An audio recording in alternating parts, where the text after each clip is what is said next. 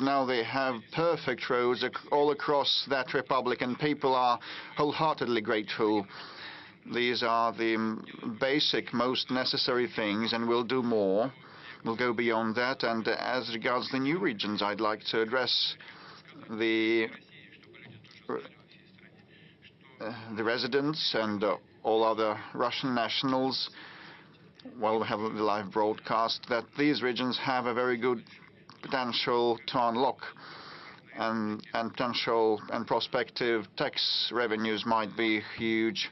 And Lugansk region has seen a 97% growth in tax revenues collected. In Donbass, the growth is at 69%. I mean, the revenues collection. In Zaporozhye and Kherson, the growth is measured by hundreds of percent. Although the base figures were much lower, still they have grown by 200% in each of the regions. So the tax base is good and solid, and they are restoring at a quick pace, and they are becoming self-sufficient. We definitely need to prop them up and back them and support them, and we will keep doing so. The entire country will do so until they are fully, no de jure, but de facto economically and socially integrated. You are now speaking about taxes. Is it about tax collection? Yes, it's about tax collection. In these regions, I might be a bit mistaken in figures, but with respect to Donetsk, the growth has been at 79%. In Lugansk, they increased the tax revenues by 90-something%, and in Kherson and Zaporozhye regions, the growth of tax revenue collection was at around 2,000%, and the base levels were lower, but still they are growing faster. With respect to the new regions, lots of questions are coming from them, including on pension calculations and reckoning. The labor track record during the Ukrainian period is not taken into account, and they don't have the documents. And now a video address from a pensioner, Shepilov. I am Shepilov Leonid Nikolaevich, a pensioner from Krasny Liman. I have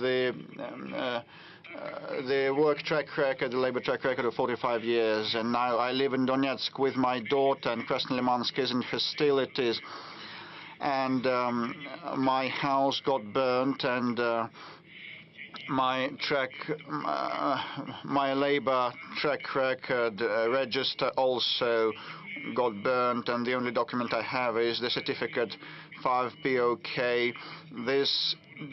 In July this year, I submitted it to the pension fund of the Kalinin district of the Donetsk region. Please, I still received no answer. Please help me sort it out.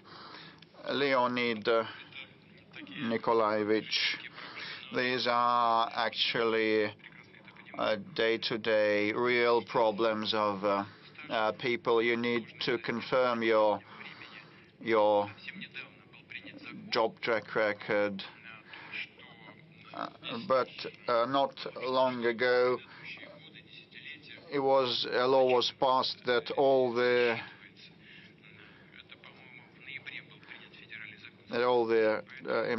time in employment, years of work, a work record will be taken into account. So the law is on your side.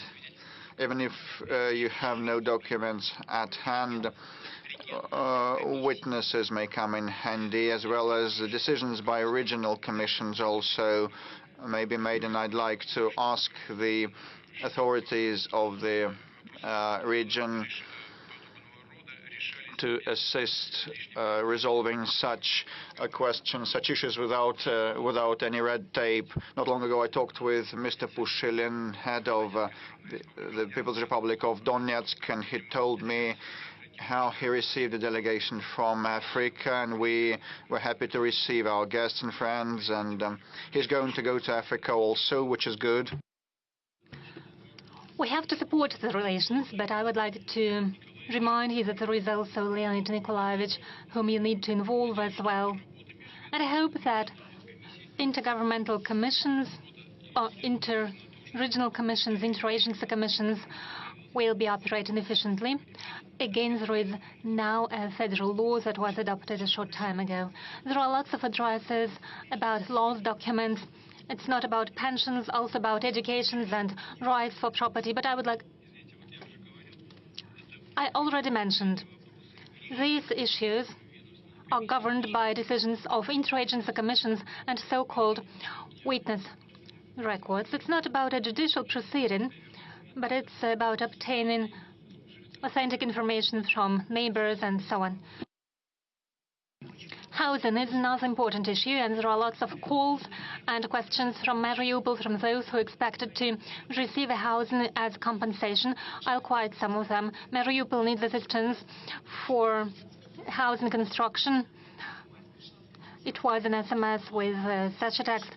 Next, houses were constructed in spring, but we cannot move in until today, and there are lots of similar questions.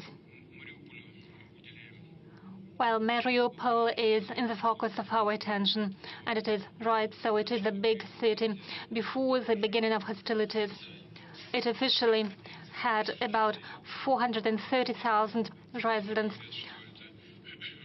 According to local authorities, even more residents lived there, over 470,000 people. About 3,000 family houses, block houses, were constructed. About 170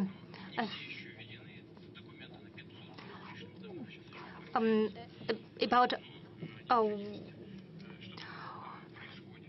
1,700 houses were destroyed, but the reconstruction is on the way. New houses are constructed too. Those that cannot be reconstructed were demolished, and this land was given to the developers, to construction companies, and there is a mortgage program of 2%, which can be applied to those new houses. So there is a construction boom of a sort in these territories. In Mariupol, for example, according to our estimates, about 300,000 people have returned to their homes, and the population is growing at a high ratio. Roads, schools, social infrastructure is in the focus of our attention. There is a medical center that was constructed recently. We deal with educational institutions and will continue to do so in future. But as for housing, I'll reiterate. There are houses that were handed over to developers, but citizens, the residents, have the right to receive a housing at least close to the neighborhood they used to live before. If a new block house was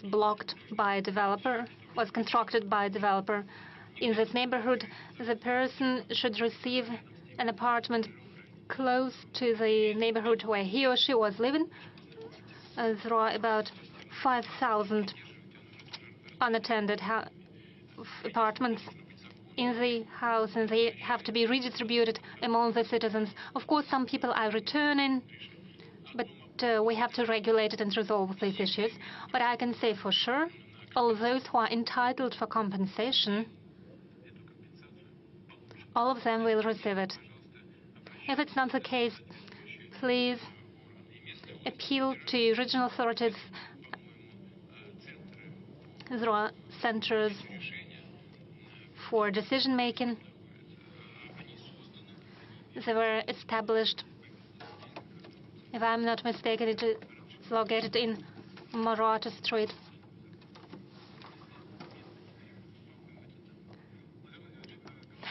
Mr. President, speaking of southern region, I would like to mention the environmental situation after the crash of 2 tankers after a storm in the Kerch Strait. Oil products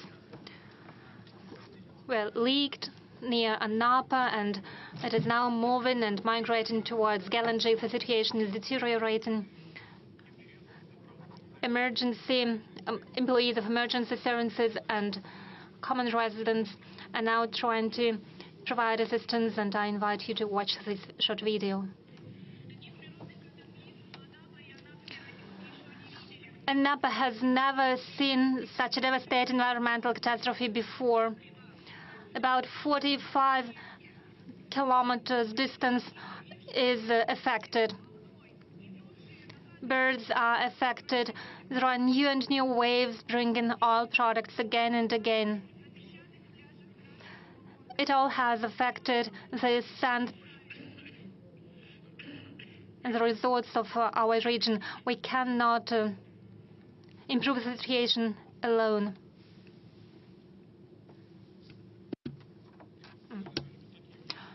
Mr. President, those are horrible footages from our resorts. I know you have already given instructions to mitigate the situation. What else can be done? Well, it is an environmental disaster, it is obvious. Law enforcement agencies are dealing with the situation. According to the reports that I have received, captains of the vessels violated some rules as the weather conditions deteriorated. They should have anchored their vessels, but they didn't do so. But it is up to the Ministry of Transport and law enforcement agencies to look into this situation. Next point. I don't know what's happening right now, but yesterday the storm was ongoing and the working conditions were complicated. But apart from that, well, by Saturday, we expect the sea will calm down and we'll be able to proceed with the work. I said it is a great catastrophe because about 40% of the fuel leaked. It is obvious. Some tankers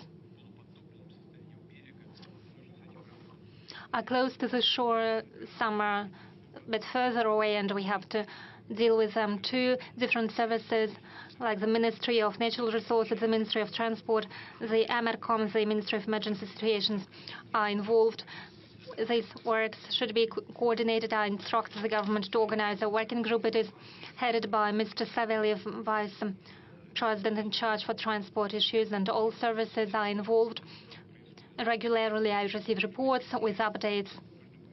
We have to look into the situation. We'll have to assess the condition of the tankers, and we'll have to think of what to do with them in the next future. This problem should be, the works have to be conducted on several stages. First, we have to localize the leaked fuel. At the next stage, we need to remove the fuel that we see on the shore.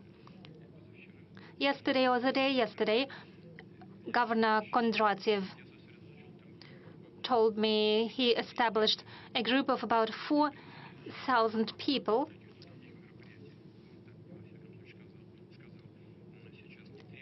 and according to him, no further efforts are needed, but if needed, they will be ready to deploy an additional team from the Ministry of Emergencies. The fuel, the oil fuel, has certain properties under certain temperatures. It is solid material, and it should be removed from the shores as such. But in May, parts of this material have sunk already, and when the temperatures grow, this fuel can surface up. So already now we have to be prepared for the temperature rise in the water, and already now do we have to think about what will do in future in spring, and we'll have to think of bringing the tankers up to the surface. We have to organize this work. It will take time and effort, and we'll have to devise a project for removing these tankers with the fuel. The government is involved, and I hope that we'll lose no time. Let's take some questions from the audience. Mr. President, if you don't mind, I see you as journalist. You have the floor, please. NBC. Just in the middle of this sector.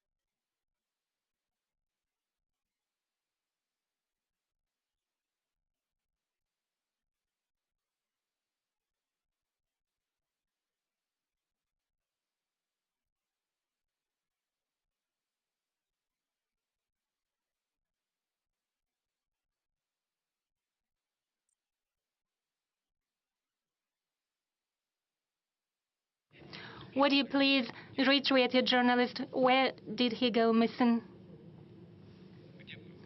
Where was he missing? What happened exactly to him?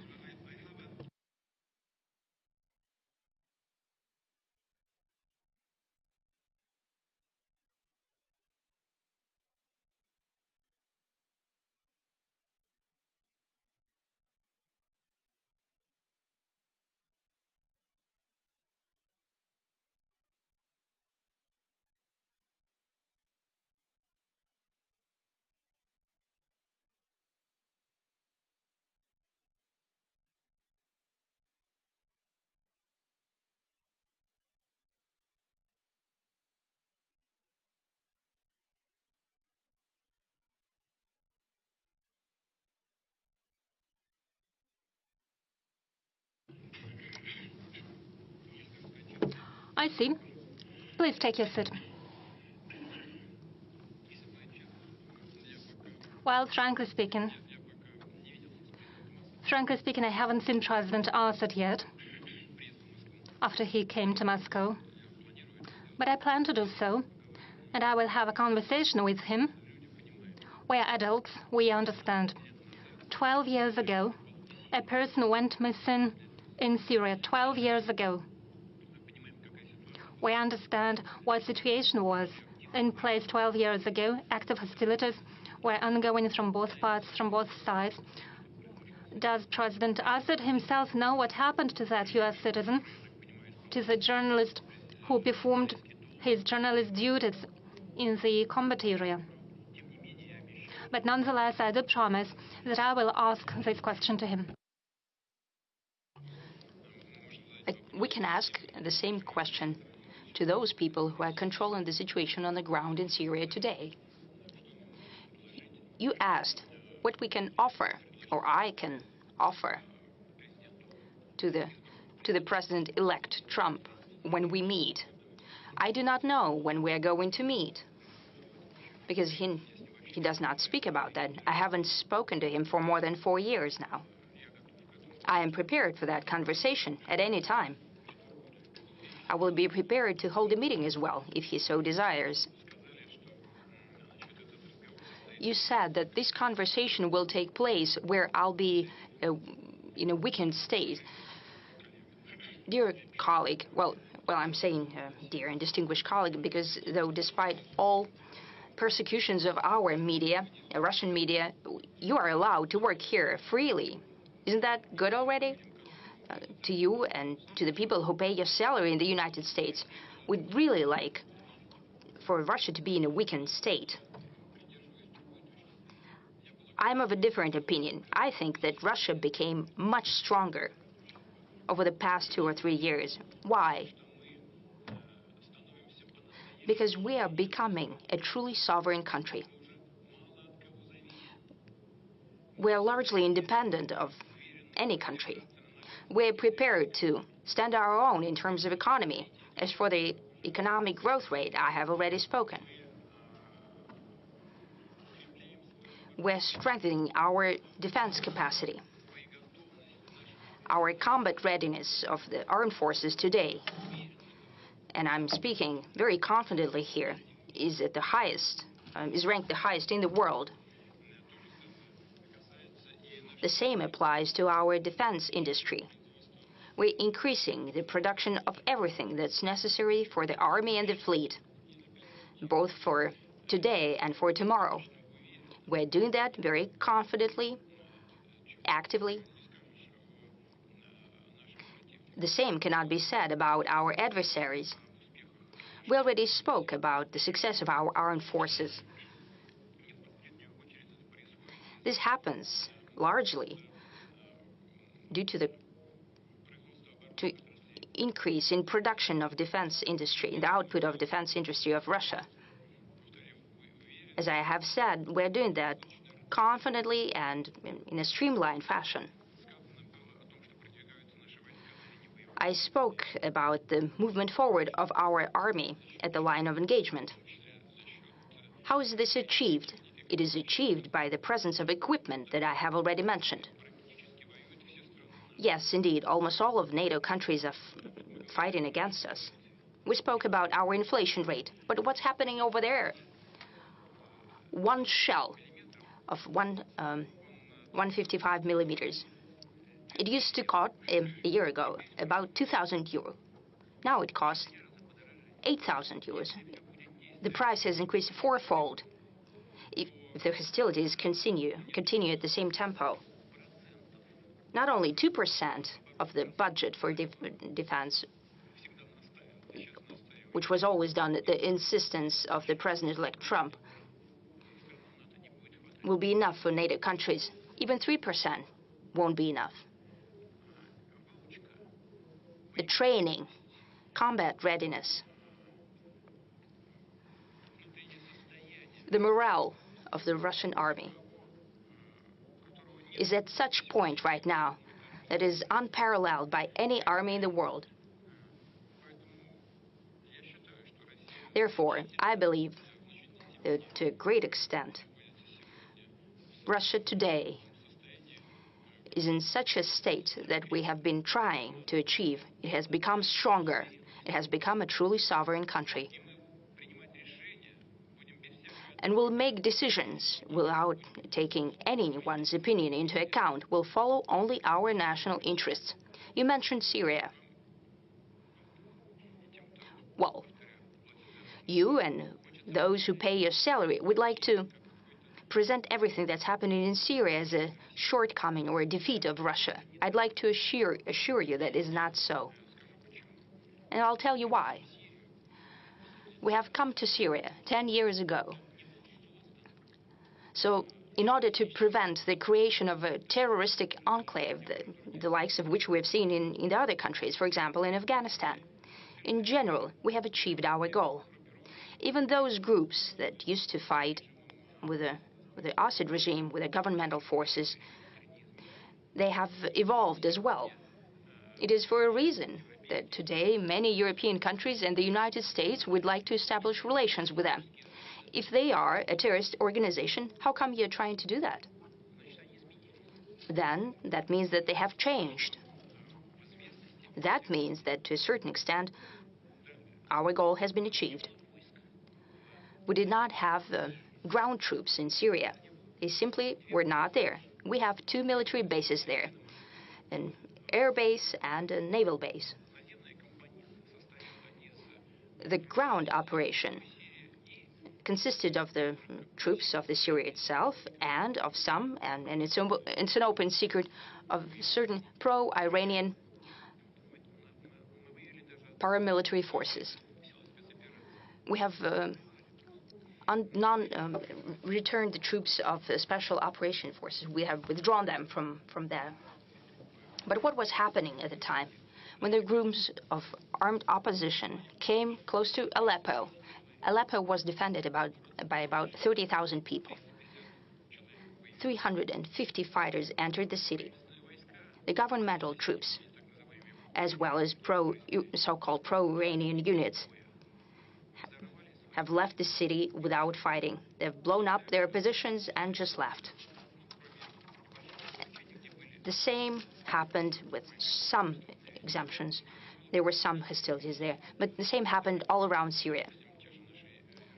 Previously, our Iranian friends used to ask us to provide transportation for their units in Syria. Now they've asked to withdraw their units. We have transported out 4,000 Iranian fighters to Tehran from Khmeimim base. A part of so-called pro-Iranian units left without fighting to Lebanon, part of them to Iraq. Today, the situation is quite complicated if we're talking about Syria. We expect and hope that the peace and calm will come there. We have established relations with all groups that control the situation on the ground and with all countries in the region. And the majority of them are telling us that they have an interest for our military bases in Syria to remain in place. We need to think about it, because we need to decide for ourselves what will be the relations, our relations, with those forces that are controlling the situation right now and then who are going to control it in the future. Our interests should coincide. If we are to stay there, we must be doing something in the interest of the side who's doing there. What would be such interest? What could we do for them?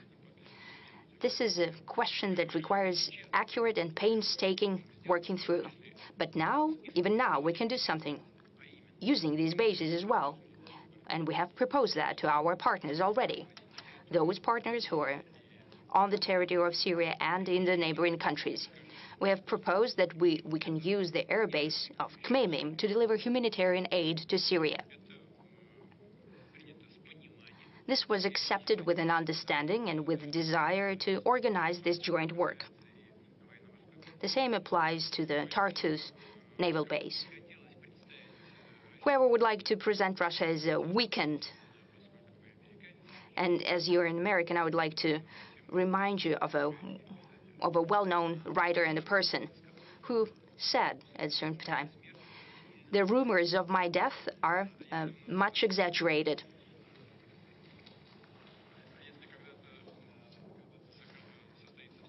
And if we hold a meeting at some time with the President-elect Trump, I'm sure we'll have something to discuss.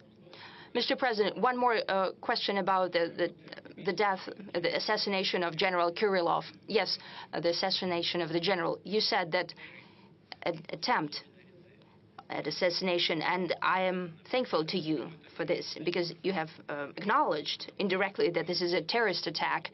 Why? Because this is a murder committed by means that are dangerous to others. Kiev has conducted such terrorist acts and crimes against many citizens of the Russian Federation.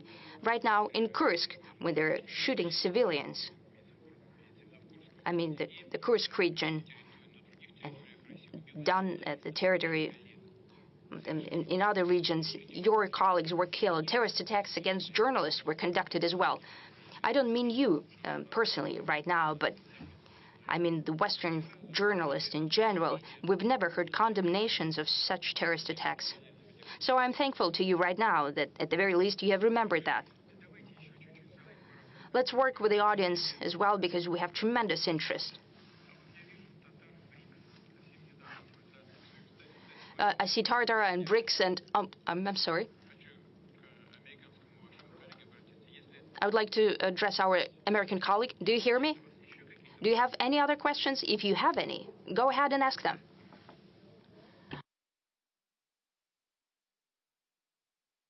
Are we going back to Kazan or not? If you would think about them, if you can formulate them, then we'll go back to you then. And we'll talk to Tartars, then to Americans.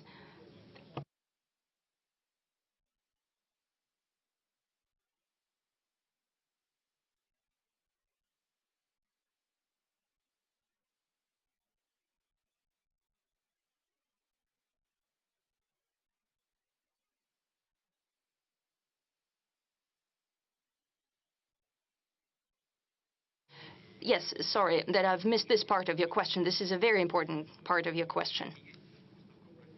The politics is the art of compromise, and we have always said that we're prepared for negotiations and compromises.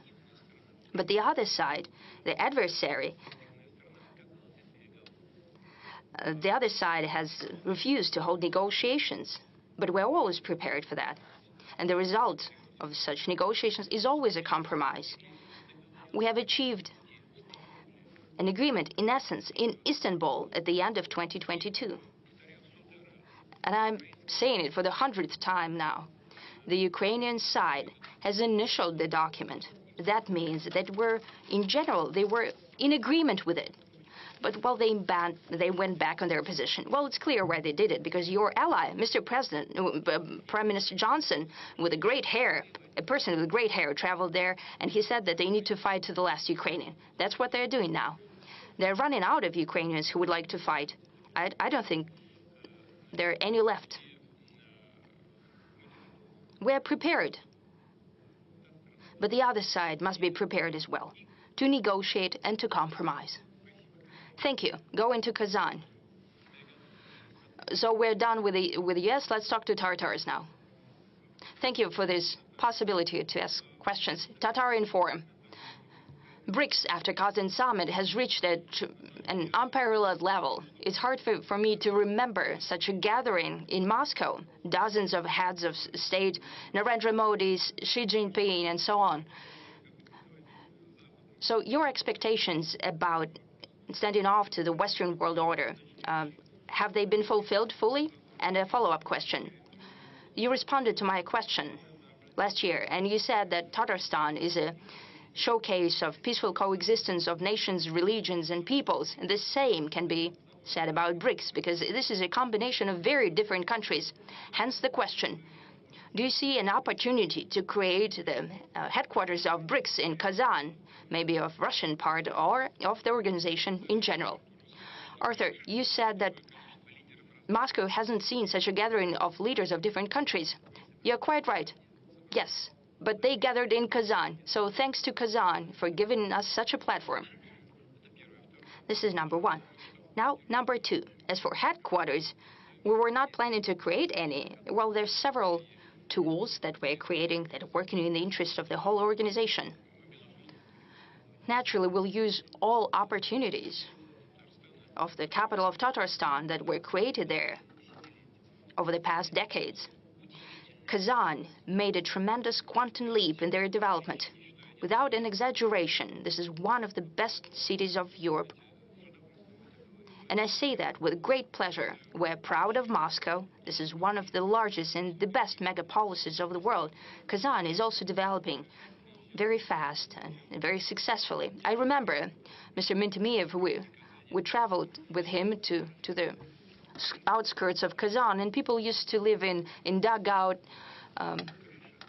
houses. It was just a pit.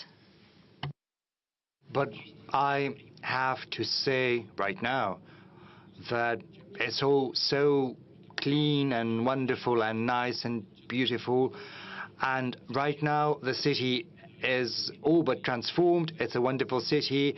It has built a subway system. I spoke to the previous leader about that, and the new leader has taken up the baton, working very actively. Kazan is home to talented people, There are people of different ethnic groups, of different backgrounds, who live in peace and in accord with one another, having respect for the traditions of one another, visiting one another during religious festivities. You're doing a great job. I can only congratulate you on that. But there is another thing I'd like to draw your attention to. You said that BRICS is developing as an instrument to counter the West, which is not the case. You are mistaken. It's not an instrument to counter the West. We're not working against anyone. We are working for in favor of our interests and the interests of the organization's members. We're not trying to build any kind of adversarial narrative or agenda within the organization. The organization, however, is developing very rapidly. It's expanded. Its membership has become bigger, and there is a great number of countries who are showing interest in developing BRICS as an organization, because our work within BRICS is based on respect for the interests of one another. All issues are decided by consensus, which is of the utmost importance. There are no small or big countries within BRICS, no countries that are more or less developed. This is an association that brings countries together who have only one interest, that is their national development. We are using the existing tools and creating new ones to achieve better economic growth, to reconfigure our economic structure, to make sure that BRICS is at the helm of this forward movement. And we'll do everything now to make sure that it stays so in future. Let's give our colleagues within the audience a chance to ask their questions. I see a new media. It's very popular, even though it's unconventional. It's called Readovka, Maxim Dolgov Readovka edition. Mr. President, for many countries of the world, the issue of aging and depopulation is a burning issue. Russia has not been spared this fate. Many measures have been put into practice in order to boost our birth rates. Recently, you have signed into law the establishment of a council on family policy and on demographic policy.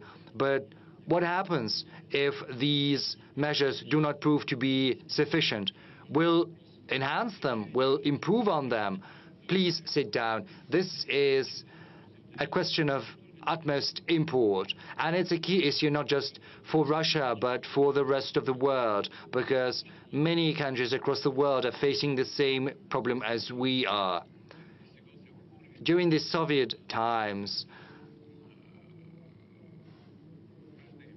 the birth rate stood at around 2%. The birth rate is basically the number of children per one woman. During the Soviet times, there was a 2% growth at a certain point in time. Sometime in the past, several years ago, we managed to reach 1.7% or so, but unfortunately right now it stands at 1.44%, which is very little. But unfortunately, many other countries are facing the same problem. Neighboring countries like Finland, I think it's even less. In Norway, it's the same. In Spain, the birth rate is even lower than that, and many other countries are facing birth rates lower than that. Even though some countries, developed countries like Japan or South Korea, have very low birth rates, it's 0.7% in South Korea. So we are in a better position somewhat.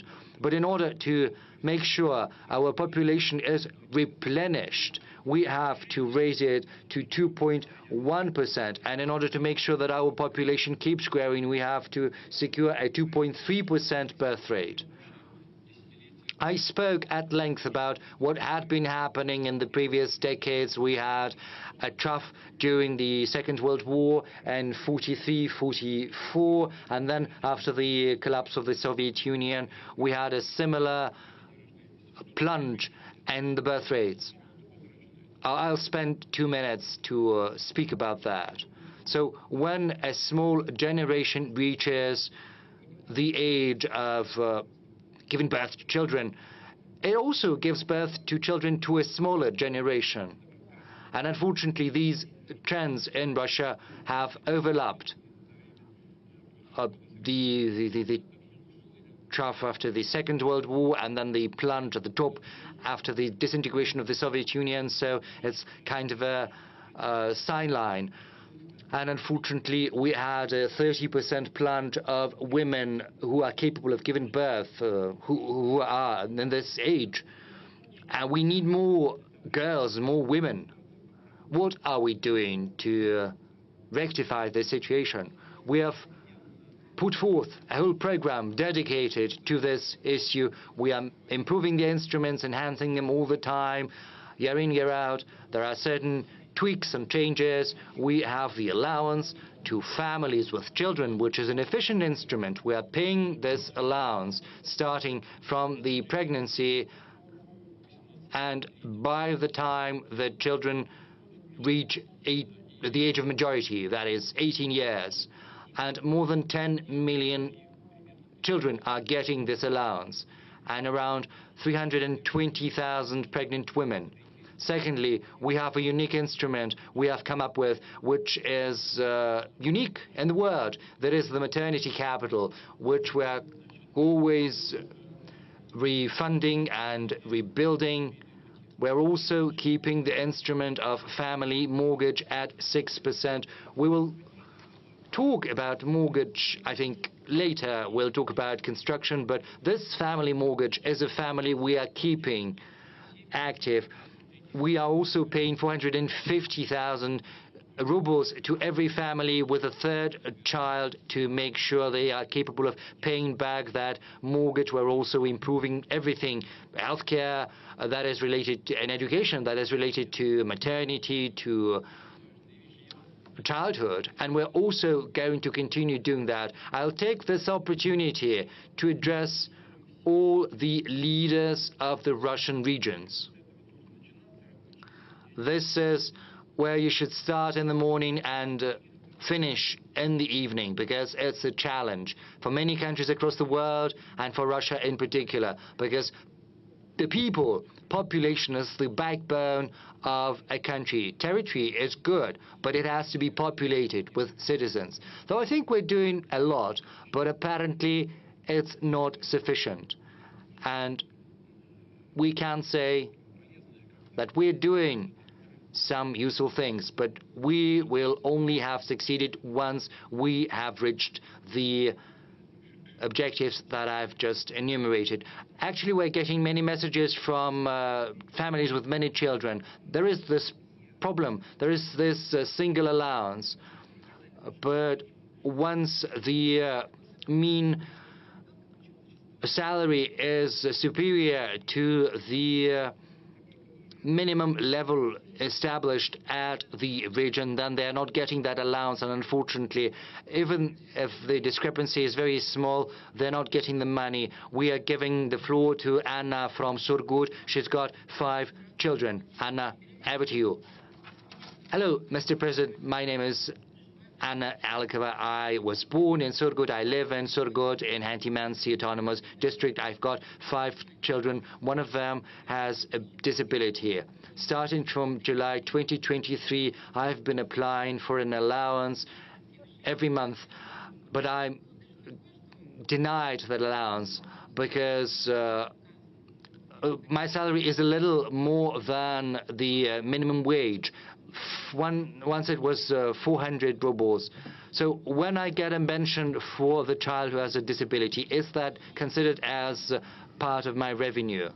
Why is it taken into account? You know, my spouse is getting an official salary, and when they take into account all of my revenue, they are calculating that based on our revenue before tax. But the thing is, we're paying taxes, so we're getting less money than what they are calculating. And another problem, the thing is, we have to go on vacation somewhere, just as any other family. But just the day before yesterday, we looked at the tickets. A one-way ticket costs 140,000 rubles or so per one person. So what can we do about that? Anna, you've got 5 children, right? My congratulations. That's great. You're a happy person. That's for sure. And many people in our audience should congratulate you and should also emulate you and your family. Secondly, the thing is, when the income is calculated, they take into account everything based on your income the previous year. Because, you know, I've just cited our figures for the economic growth, but the thing is, this is just conjecture, so they can only do that based on your income the previous year. We could think about that. I'll ask Tatiana Golikova as well as our Ministry of Labor and Social Security, but this is not the most important thing. The thing is, there are other reasons that might explain the problem that you are facing. When your income is a little bit more than your minimum wage, and once there is this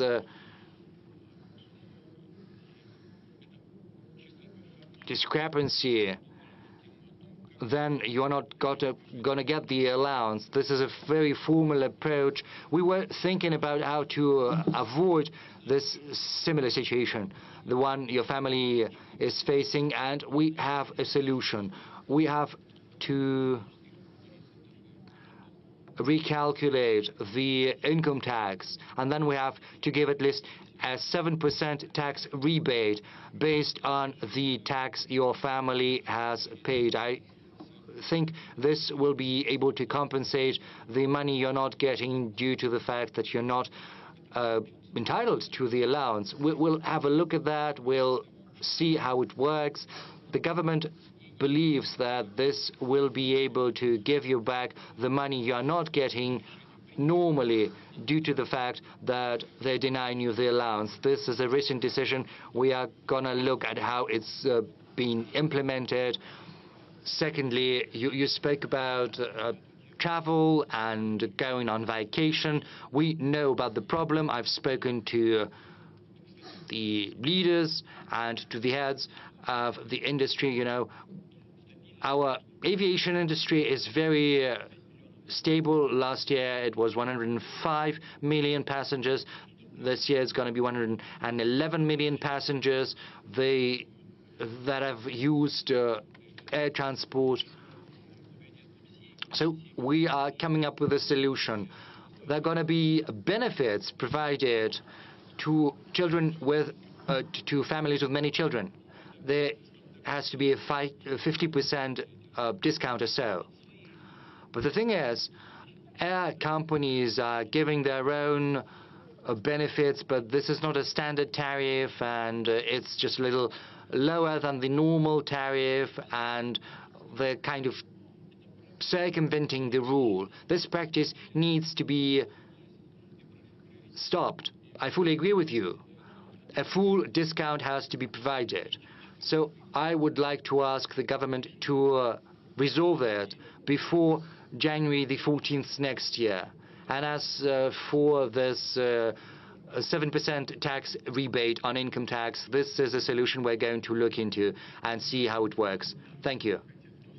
I think there's another follow-up question about demographics somewhere in the room. Yes, please.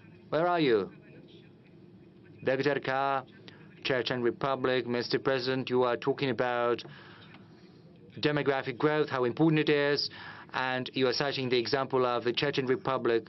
Yes, not just the Chechen Republic, but also the Republic of Tiva, because these two regions are very good in terms of demographics. Probably we should provide some special program to the regions that are most efficient in addressing the demographic challenge. And secondly, you adopted the 3-stage strategy for a high-speed road. Last year, the 3rd stage is Moscow-Adler, and many experts believe that if Grozny and Makhachkala are included into this road, then this direction is going to be more efficient. Thank you for the question. Well, you have mentioned the fact that Chechnya is doing well with respect to demographics. It is true, both Chechnya and Tuva are doing well in this respect. Two regions in the federation. Do we need to take any additional steps or measures? Shall we think here and the rest should take as a role model? Probably. With respect to regions that have lower birth rates that are below 1.41, they need a special program to support birth rates. There are 35 such regions, and a separate program to the tune of 75 billion rubles for the next forthcoming years is planned. And as regards Moscow, Adler, Grozny, Makhachkala high-speed road, we have several issues to resolve. We need to resolve the Black Sea passage and the entrance to Sochi, the exit to Sochi from that road, and eliminate the traffic congestion in the vicinity of Adler. During the high tourist season, people spend hours in those traffic jams, and first of all, they built an alternate near Sochi, and the existing road is a bottleneck, and then the two traffic flows merge in front of Adler, and we need to resolve this bottleneck, widen that bottleneck to avoid traffic jams. So either there or during or on the spot next to Adler, Chechen construction companies will be working. As regards Grozny and Makhachkala, it is probably a proper thing to do, a good thing to do, a good idea. We'll think of it later. Next stage. Chechnya main roads. You had a similar question. I just don't want to offend people. Hamazat Batukayev, Chechen State TV and radio company, Grozny. Yes, this was part of our question. Thank you, but you gave an assessment to the city of Kazan while talking to my Tatar colleague and mentioned the BRICS summit, and you also visited Grozny. Is it a beautiful city? A wonderful, a marvelous city. It is a contemporary Russian marvel. You know, I flew over Grozny in those hard, dire years of fight against international terrorism. It was in Debris, and with machine gun firing, and many people thought of moving the regional capital to Gudermes, but the first president and the incumbent president said no, because Grozny is the traditional capital for the Chechen people, and we will restore it. So the results since then are marvelous, and this is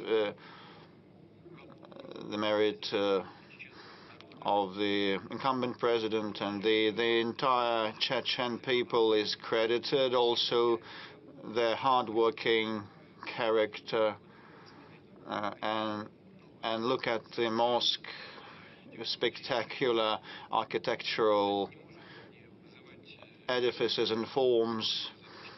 We take pride, we cannot but take pride in what has been done in Chechnya and Grozny over the past years. Congratulations on that. Thank you, Mr. President. I recall your words when you were at the mosque talking to the Mufti, and you said that the Islam and the Orthodox Christianity, all the conventional faiths, have one single root, moral root. And let me ask a question about the Russian Special Troops University. It now has your name. It's named after the commander-in-chief. Do you What is your take on that, on that university, on that visit? Well, I think it is very useful, very instrumental, and Russian Guard forces have been using that, and fighters from across the country are trained there, and some of the fighters that are now in the conflict zone from Chechnya and from many other regions, they were trained in that center, which plays a pivotal role in enhancing the defensive capability of the entire nation. Okay, I can see our Chinese friends from Xinhua agency wishing to ask a question. Mr. President, good day. My name is Huan He. I represent Xinhua News Agency. So glad to ask a question today, to be able to ask a question. I have two questions. The first one, what is your take on the current state of the development of the Chinese-Russian relations? Will you tell us about the main outcomes of the cooperation between our countries? And my second question, next year, China and Russia will mark 80th anniversary of the victory in World War II, and 80th anniversary since the United Nations were founded. According to your opinion, what is the role of interaction and coordination between China and Russia in maintaining global strategic stability and international justice? Thank you very much. Well, we speak a lot about the bilateral interaction of China and Russia. Next year will mark 75th anniversary since the diplomatic ties were established. Over the past years, a lot happened, and we've gone through a lot together. And in the recent decades, the level and the standards, the quality of our relations have reached an unprecedented level, and we've never seen in our history before. I'll mention the economic component, but this is built on mutual trust and confidence. All that we do and the way we act is built upon full trust and confidence on both sides. We do nothing that would run counter to our interests, and we have been acting in the interests of the Chinese people and the Russian people. And as regards economic interaction, well, we have 220, 230, or even 40, according to the Chinese statistics, of billion USD of mutual trade, which is very good. Over the past year, despite the high base, we still have seen a moderate pace of growth of about 3%. And my second point is about investments. We have around 600 projects of mutual investments to the tune of $200 billion, so which means that our future interaction is safeguarded. And another important component is cultural and humanitarian interaction. We hold dual years of culture and youth exchanges that are very important for specific cohorts of our population. And this is the foundation for economic and political interaction.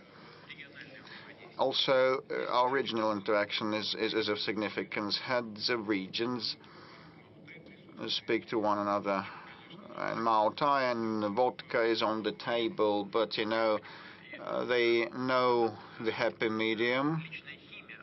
They don't overkill, so they have some personal chemistry. I mean the residents of the regions, neighboring regions, and student and the university exchanges also take place. Then, mentioning the great patriotic war, Russia and China were the countries that suffered most during the Second World War, but still gained a victory. So the casualties were colossal. We lost 25 to 27 million people, and China lost even more, around 30 million people in casualties. So the things that the Japanese militarists did on Chinese land were horrendous, and the Chinese people went through that ordeal, and we stood side by side then, and we stand side by side now, which is a most important factor of global stability. And originally, the United Nations was established for the sake of this stability, and the Permanent Security Council members include Russia and China, and we almost always coordinate our approaches on international arena. And definitely this is a very important pillar of international affairs, so we'll keep acting in this vein. Please convey my best wishes to the leader of the People's Republic of China, a person whom I believe to be my personal friend, President Xi. So please, I call on everybody to ask no more than one question and be succinct.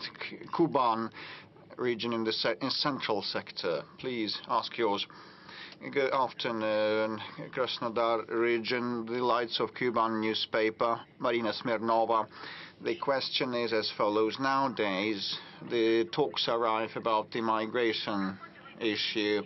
Ways to resolve it are entertained. The Krasnodar territory is a big region and cohesive one. Still, we have the issue of migration. We have restrictions in place. Only the construction sector allows patents. And what is your take on these restrictions? And we lack manpower, and what is the way out? So this is a very sensitive and acute issue, not only for this country, for Europe also, and for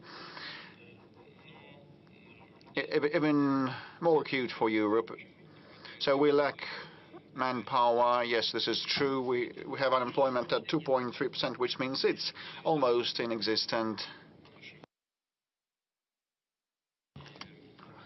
Well, our businesses and ministries have been telling me that there's a shortage in the construction sector and manufacturing. It's hundreds of thousands of workers. This is a hard fact. What the way out might be, you ask. So first, in order to reduce the number of the labor migrants, one needs to enhance the labor productivity using new technological solutions that do not require lots of low-skilled workers. And hence, you should focus on high-tech sectors.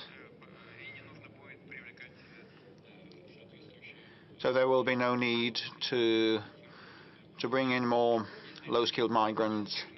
Second, if it's inevitable, we need to act together with our partners, like in some of the countries, like Central Asian countries, in order to prepare people in those republics in advance. They should get to know the Russian language, learn the Russian language, and Russian language studies centers should be established, and the prospective migrants should be knowledgeable of the Russian legislation, and definitely requirements for those already on our soil must be tightened. They should respect the environment they live and work in, and this is the responsibility of the law enforcement bodies. So there are two components here, the economic and the law enforcement ones, and they should merge. There should be synergy between them. We had lots of debates about establishing a separate body or just leaving it as a division within the Interior Ministry, but I believe still that it should stay inside the Interior, and actually a powerful heavy-duty center should be established that should be in constant touch with the economic agencies and ministries and regions, definitely, to resolve those issues and keep track of things. And there's a great deal of regulation on the regional level, and that must be governed from a single center. And later on, as the situation gets mature and they acquire new competences in that center, a brand new agency may be established in the future, but it should have the law enforcement component and the economic one. Certain steps in this direction have already been taken or have adopted a law. The State Duma has passed a law about the right not to accept children of migrants who don't speak the Russian language. Well, it's understandable. How can you possibly teach a child at school if he or she doesn't speak Russian? Then he or she, that child, needs to receive Russian classes, and who's going to pay for that? So we need to make sure that the rights of those who come into our country are not infringed. We need to provide health services and social services, but it shouldn't become a burden for the local population, and the comfort of those people should not be affected and impacted. So the government should pay more attention to this problem, and I've just mentioned how we are going to address it, first within the Ministry of Interior, and then, if the situation requires so, we could think of establishing a separate body that would involve representatives of law enforcement agencies and the economic bodies. Mr. President, we have monitored the situation with migrants. It is indeed a very acute and complex question, an issue, but we've received many questions from those who travel into our country, and not only those who come to earn money. In many cases, those are Russian people who want to return to their homeland, receive a Russian passport, and become full-fledged citizens of the Russian Federation. We received such letters from Ukraine, from Belarus. There are many Russian people in those countries. We received equal questions from Germany. For example, Lev Zebel, who left to Germany in 1990 and returned to Tarusa in 2006. Had a similar question. He stayed for many years in Russia, but he cannot receive the Russian citizenship. According to the explanations given to him, only President Putin can grant you citizenship, because we don't have sufficient legislation. Only after he wrote a letter to Vladimir Putin, he was told what documents are required. So it looks like the situation is on its way of being resolved, but we would like to see a successful end to it. Well, you need indeed. Citizenship is granted by presidential decrees, but it is a formal act that has to be prepared on the local ground, on the local level. But you raised some issues that fall into the category of work with compatriots. That is, those people who feel themselves to be part of Russia. They speak Russian language. They consider themselves to be part of our culture, part of the Russian world. And as a rule, they are highly qualified experts and professionals, and we are interested in attracting high qualified experts to Russia. We have established a specialized program for those purposes. Probably it's not efficient, yet we have to improve those mechanisms. You mentioned Ukrainians. I believe there are lots of Ukrainians living in Russia, maybe no less than in Ukraine, and it's not a joke. I'm talking about those people living in EU territories in Crimea. Those are millions of people. And I believe we have as many Ukrainians living in Russia as they are living in Ukraine. We can only welcome it. Those are people of our culture. They are part of our people. Those mechanisms, as I've mentioned, need to be improved. There's no doubt about it. We are interested in seeing more highly qualified people come into our country, and those people who are the carriers of our traditional values. Well, it's difficult to define, But in order to make this work effective and efficient, we have to continue our efforts. And please give me the specifics of the person you've mentioned. We'll provide him any assistance. Right in the beginning, we said that we have artificial intelligence at our disposal, and it assisted us in choosing the most relevant questions. Housing is one of the most acute topics, and if you look on the monitor, you see that this topic ranks #1. Now we are going to show you a video question from a young people from Krasnodar. Mr. President, for 3 months, we haven't been able to receive a family mortgage. Either the banks are out of limits or they increase the initial payment from 20 to 50%. What's the future of family mortgage? Because right now it's very difficult to obtain it. And apart from family mortgage, it is almost impossible to receive an IT or rural mortgage. Banks run out of limits, and they don't want to approve claims. And since recent time, banks have introduced a combo mortgage program when they add their interest, and as a result, the interest increases from 6 to 13%. So they simply don't want to provide mortgage loans under the family mortgage program. Thank you very much for raising this question. Well, it's a shame. It's outrageous. It shouldn't be the case. And we've already discussed it with the government. I was promised, and I'm going to check whether this promise has been fulfilled. There would be no additional interest rates because it is a subsidy from the government, and banks should be only interested in receiving their 6% from those who use the family mortgage loans. And the difference between the bank interest rate and those 6% is compensated by the government, or it should be compensated by the government. So there are no limits on the part of the government. So the difference settles down in the banks. It means a significant income for them. If they deny an application, it means that the government doesn't send a subsidy to the banks. I'm going to check on it, but we agreed that there will be no limits. That's my first point. The second point, as for the 3% family mortgage loans,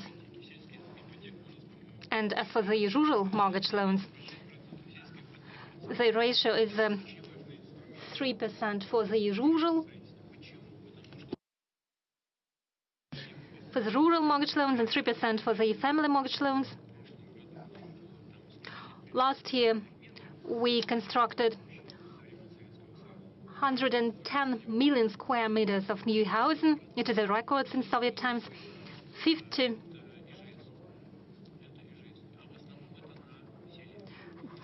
were individual houses, and most of them were built in rural areas.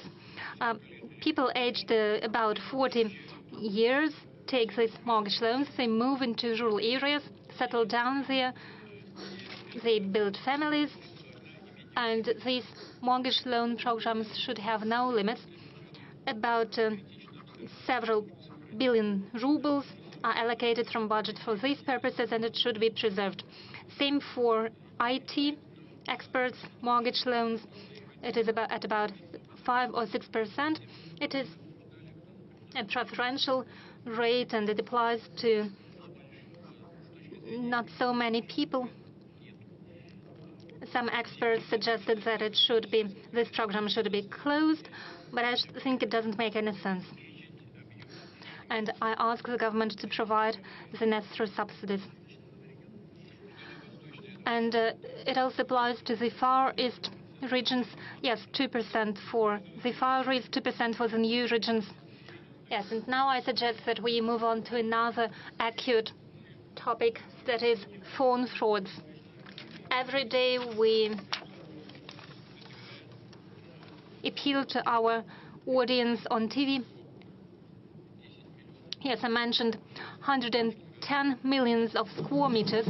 They were constructed last year. This year, the figure will be at about 105 million square meters. It is equally a very good figure.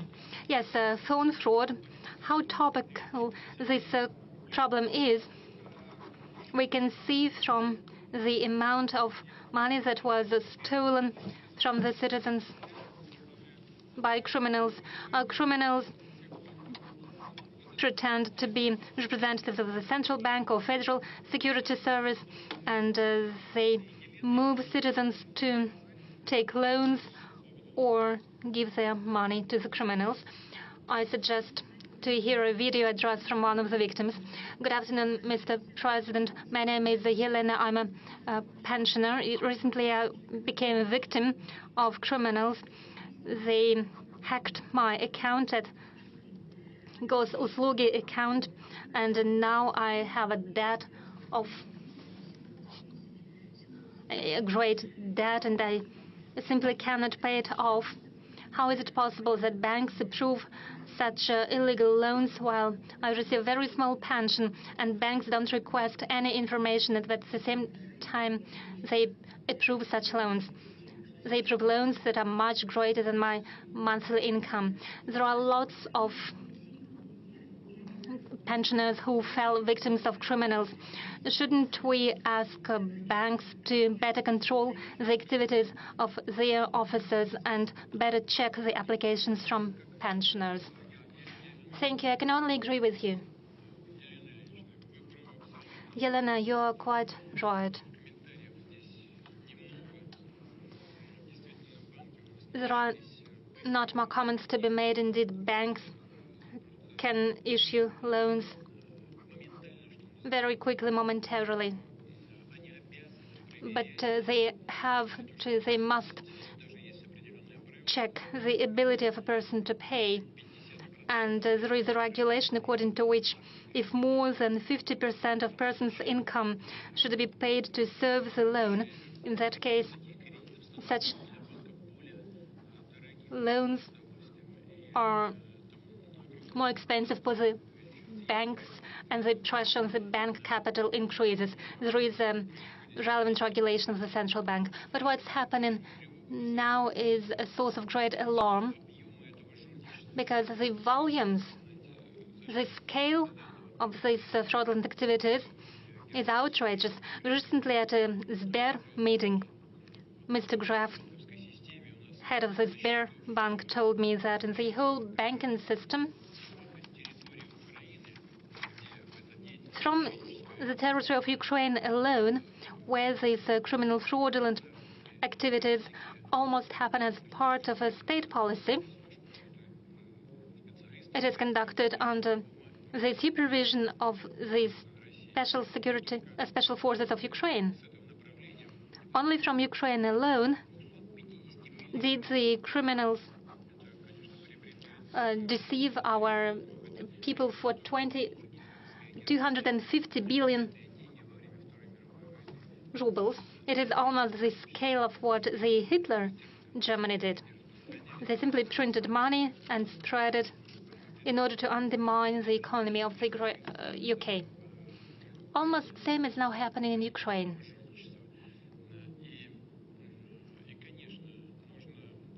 And of course, we have to supervise the situation. We should keep it in focus of our attention. The loans of up to 50,000 rubles should and can be issued online, but starting from 50,000 people and up to 200,000 people is a sum that requires special checks by the people. People should be given more time to double-check their decision and approve it additionally. And when it comes to the loans for more than 200,000 rubles, then people should be given extra time to double-check their intentions.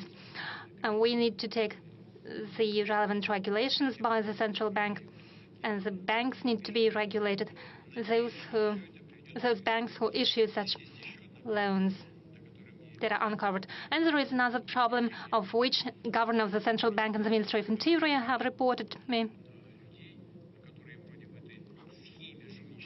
We find out that there are people who are not involved, seem not to be involved in those criminal activities, but when people become victims, and this money are first transferred to the third-party accounts, and then criminals receive the money from those third-party accounts, and those third people seem not to be involved when they open their accounts in the banks. So it is a suggestion to increase not only control, but also the responsibility of those people who are in reality involved in these criminal activities. These intermediaries understand why the cards are opened in their name. So there is a proposal for criminal liability for such activities. I'm not saying that it is a solution, but still that's a possible avenue for moving forward. Do you know anyone who suffered from telephone fraud? No, I don't know such people personally, but though there are people, and those I know, they reported to me. They get calls, they used to get calls, and will get calls, I guess, yes, possibly. But when they hear an unknown voice and any offers that have to do with, that end up with certain actions, they put down the telephone or disconnect the call. And I suggest that all citizens of the country do the same. Mr. President, quite often such unknown voices call from call centers that are situated in Ukraine. We've noticed that after strikes against energy infrastructure of Ukraine, the number of fraud calls are decreasing. Simply they're cut off from the power. Yes, maybe we could put those phone centers as one of priority goals. No, priority targets for us are military infrastructure and military industrial complex facilities, also possibly decision-making centers. However, phone call centers, we are not to waste our munition on that. We need to make the necessary decisions domestically through the necessary institutions at the central bank, at the Russian government, and in the Ministry of the Interior. Mr. Peskov is looking nefariously at us now. Let's get back to the audience. You've mentioned Ukraine, and I see the banner, the other Ukraine. Could you give the mic to them, please?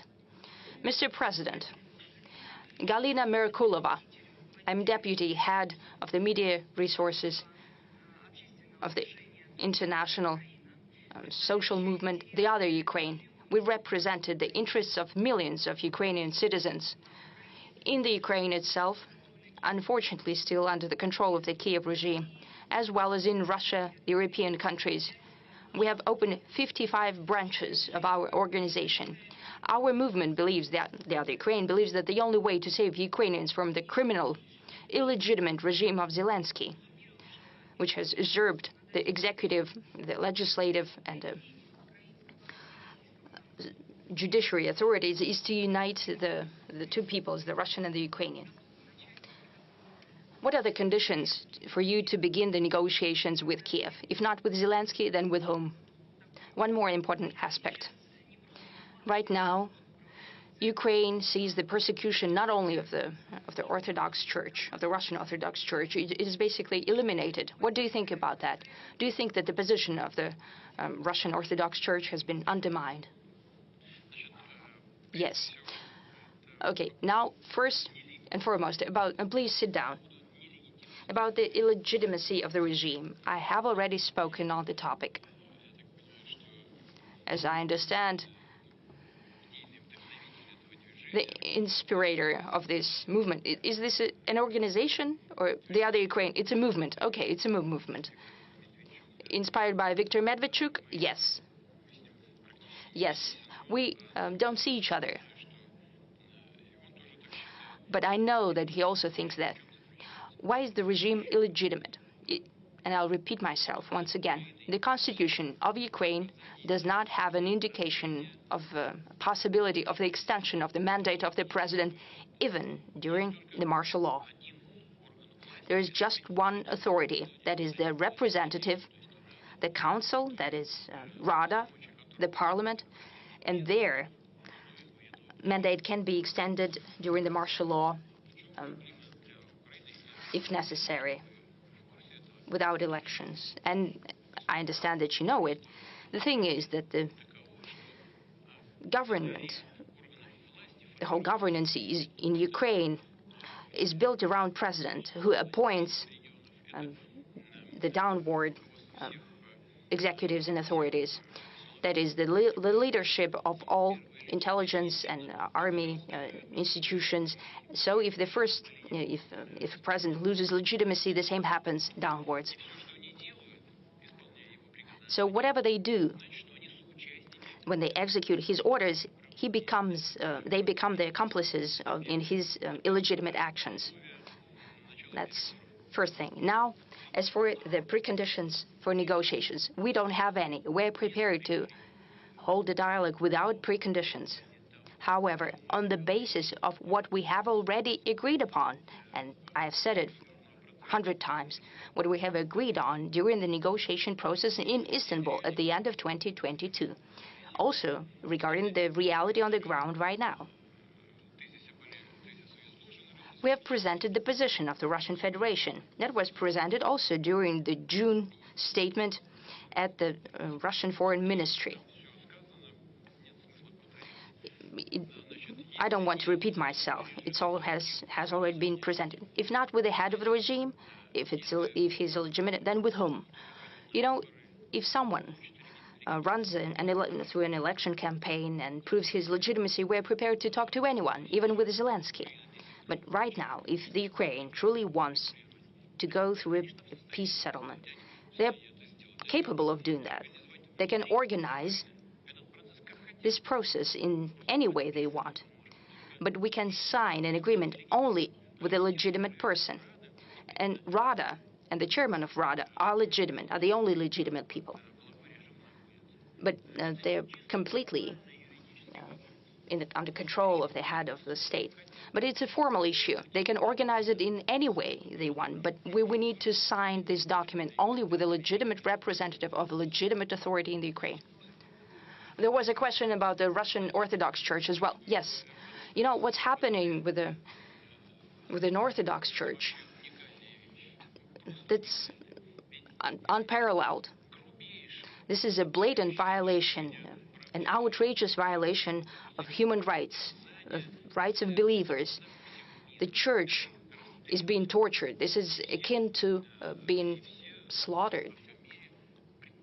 And everyone in the world prefers not to notice that. And I think that those who are doing that will get a boomerang effect from that. They're tearing the church apart, but they're not even atheists. Atheists are also people who believe something. They believe that there is no God. But this is their belief, their conviction. And these are not atheists. These are people without any beliefs, godless people.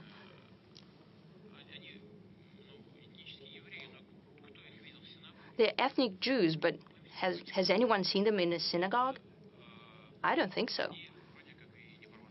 They're not Orthodox as well, because they're never present at a church, and for sure, they don't follow Islam, because we don't see them at the mosque.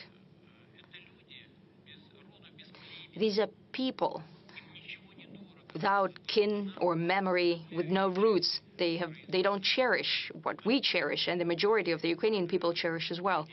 They won't go to church. They will go to the beach, and I think it's their choice. And I think that at some point in time, they'll remember this. And the people in the Ukraine, and the majority of people in the Ukraine, have something to do with the Orthodox Church. They will evaluate their actions. 2 or 3 questions to the audience. I cannot help but give the floor to Purga Radio, or the Blizzard Radio. Blizzard Radio, Chukotka region. Anastasia Lavrentieva, thank you for this opportunity. I'm looking at the screens, and they're showing the relevance of topics for the regions. And I get confirmation that my question is truly relevant and concerns many citizens of my region. It's about the internet and communications. We in Chukotka have high-speed internet only at the capital of our region, just one city. Other citizens of the region do not have such benefits of the internet. No entertainment, no banking services, no Gosuslugi app. They're unavailable to the majority of the people of Chukotka. Could you please help us with the bridging of the digital gap if possible? Thank you. I don't think there is a lot to say about that because we have a high-speed internet development program and communications program, our satellite constellation and so on, especially about constellation that has to do with communications. It will be done, for sure. This data is widely known, the rate of work that is being done on that. The necessary resources have been allocated. There will be no shortcomings here. We'll move according to the plan, and I hope truly that the faraway regions such as Chukotka will reap the full benefits of the modern civilization. It is extremely important for such a country as ours, because more and more people are working remotely. They're receiving education remotely. And here, high-speed internet is of utmost importance. We'll do that for sure, no doubt. Now, Alexander Gamov, the front row, one of the oldest Russian journalists. Thank you very much. Komsomolskaya Pravda website and a newspaper. I'm here with girls, with Marina, Putin team representatives. We haven't spoken about that, but I wanted to congratulate all of us and you, Mr. President. I think this is the 20th press conference, though colleagues trying to correct me here, saying that it's 21st press conference. This format is unparalleled in the world, and I hope we'll have even more editions of that to come. My question is, contrary to the skepticist prognosis, the presidential program, Time for Heroes, did not become just a single-use program, just a rubber stamp program. What were your personal hopes for this program? Were they fulfilled? Or what kind of expectations do you have now? And just a last-moment question. Why don't we cherish and protect enough, our heroes? Not only the death of General Kirillov. He was mentioned as an aside today. But there were plenty of cases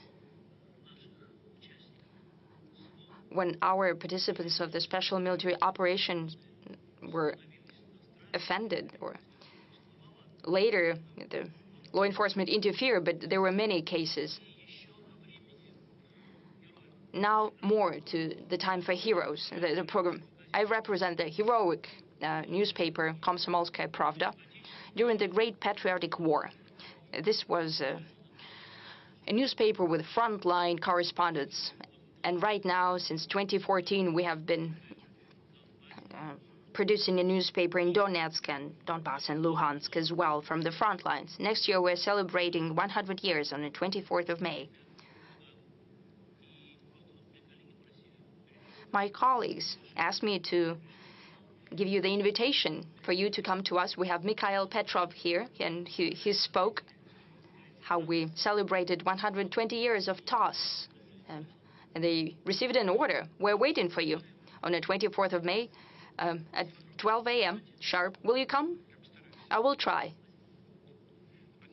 Thank you very much for the invitation. Komsomolskaya Pravda newspaper is part of life. Please sit down. This is a part of life of many generations of our citizens. People wake up with this newspaper. That was a morning routine for many. They read it throughout the day. It's becoming more and more modern mass media. It works in all information spheres. This is a lodestone and objective media, and I'd like to congratulate you with the results of your work. Thank you for the invitation. Now, as for the Time of Heroes platform, I spoke that I came up with this idea after meeting students and also participants of the special military operation in St. Petersburg. I sat there and it occurred to me that I had in front of me the people who were the future of the country. And that's when it occurred to me to build this platform. I won't hide it. I came back to Moscow. I spoke to my colleagues. I asked the administration to work this through, and they came up with the name, the Time of Heroes. And I think it's very apt. 43,000 applications came in during the first stage. And of course, we went forward with a very rigorous selecting process. Just 83 applications went through to the next stage. We need to make sure that they've got the education, they fit the parameters, because they will have to work in the government and big companies and municipalities, ministries and agencies. I spoke about this during my meeting with United Russia, but I have to say all of them, every one of our people fighting for our country and the special military operation are worthy, but we have to make sure that they fit the field they want to work in, because they need some experience, education, because it's one thing fighting for your country and another working with people.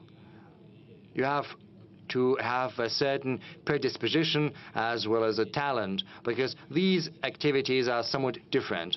And we have to choose the people who are willing and capable of working there. And so far, there hasn't been a single hiccup. All of them have fit perfectly. Right now, we've launched the second stage. 15,000 applications have already been filed. The period for applications has been extended until mid-January, mid-February, or something like that. And this process will keep going. As far as the first batch is concerned, many of them are working. Some of them have been appointed as heads of Russian regions. Many of them have found themselves in business, in entrepreneurship, in the government of all levels, federal, municipal, regional levels, working in big companies as well. And I would like to reiterate something that I spoke about during the United Russia Convention. I've recently visited a rehabilitation center. There are soldiers with trauma, with injuries. Some have missing limbs, but I can see a spark in their eyes, because they are willing to work, and they're capable of doing that, because modern rehabilitation techniques allow that.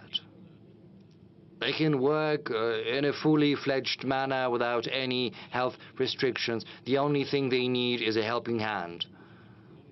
You know, I remember the face of one of those guys. He said, yes, I understand, I do not have the education, I have neither education nor experience, but I want to do that. And these are precisely the people we need, those who are willing to work, who want to work, and all they need is a little help. You know, when I was still doing judo, our coach, Rackling, said, do as many pull-ups as you can. And some of them did a lot more than I did. And you know, we asked him many years after, you decided to take in some of us who didn't make as many pull-ups as others, but he said, you know, you went to the end. Your hands were trembling, your arms were spasming as well, but you made as many pull-ups as possible, whereas the others did as many pull-ups as they required, and they didn't fight. So you were willing to go all the way. And these men are just like this, and they need some help. Oh yes, that's a very important question. I understand. Yes, you're right. First, these attempts are not the first ones. We are aware of what the adversary is seeking to do. And these attacks are not just targeting our military. I expect that when I talked to your American colleague, there are, assassinations like that of Madame Dugina, which was terrible. There are attacks on journalists, on civil leaders. These are terrorist actions perpetrated by the current Kiev regime. And that means that our law enforcement agencies as well as our special services are missing these strikes. What can I say? I can say that we need to improve our work and make sure such things never occur again. The right part of the central sector, I saw a very popular blogger right there. Yes, he just stood up. Well, this is an unconventional guest. What do you mean, unconventional? Mr. President, my name is Vlad Bumaga. I'm a video blogger. I've got more than 80 million subscribers, mostly young people. And as we know, young people spend much time on the internet every day from 5 to 8 hours, and half of that time is spent watching video content. And just as many other content creators, we're actively pursuing the development of our Russian platforms such as VK Video. Yes, these platforms are not yet great, but they're growing steadily and they provide a high-quality service. Which brings me to the question, why block YouTube when our platforms are doing quite well on their own? Because they're competitive and they provide good conditions, good terms for authors and content creators, and we can post content there and broadcast our ideas, our narratives to a wider audience than the Russian-speaking audience. And on another matter, as I said, almost all children know me and watch me, almost all children in our country. And this year I became a father as well. My congratulations, and my congratulations to your wife, because first and foremost, she's the one to be credited with that. Yes, I'll do that. So I am a person who creates video content which many children are growing on. So what are the values I have to broadcast, and is there anything that I shouldn't do? And what are the values and the narratives that I have and we all have to broadcast to the younger generation? What are your instructions? Well, starting with the slowing down of YouTube. Indeed, there are more issues on YouTube's side. In order... I'm sorry. Vlad Bumaga, is that your pseudonym? Is it your pen name? No, it's my real surname. Oh, great.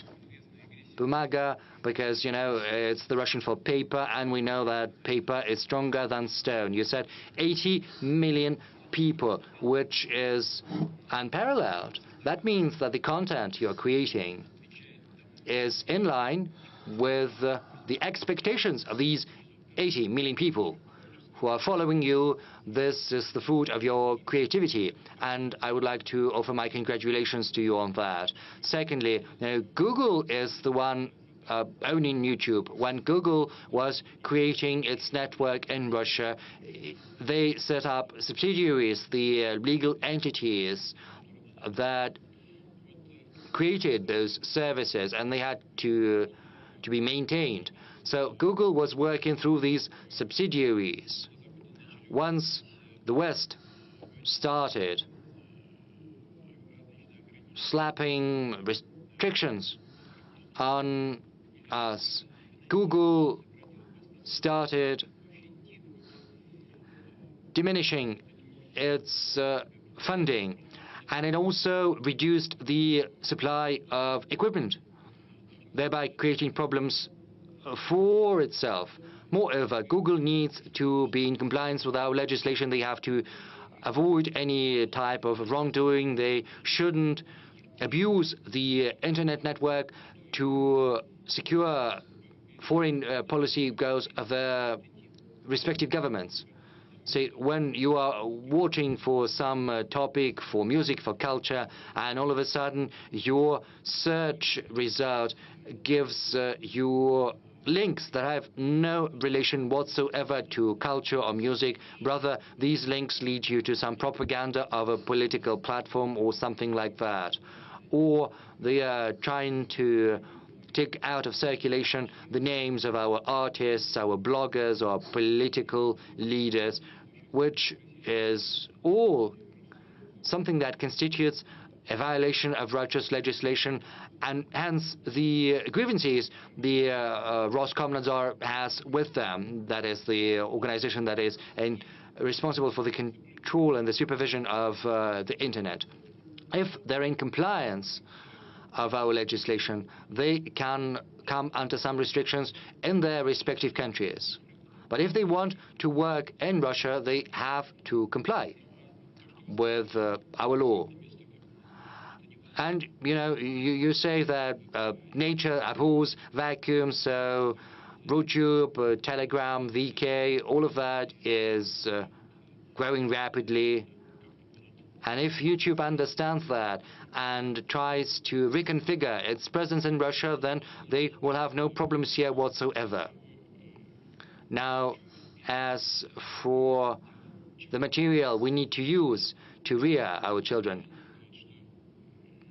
I'm confident, Vlad, that giving such type of advice is basically pointless, because people like you, especially now that you have become a father, now that you have a child, you feel this weight of growing responsibility.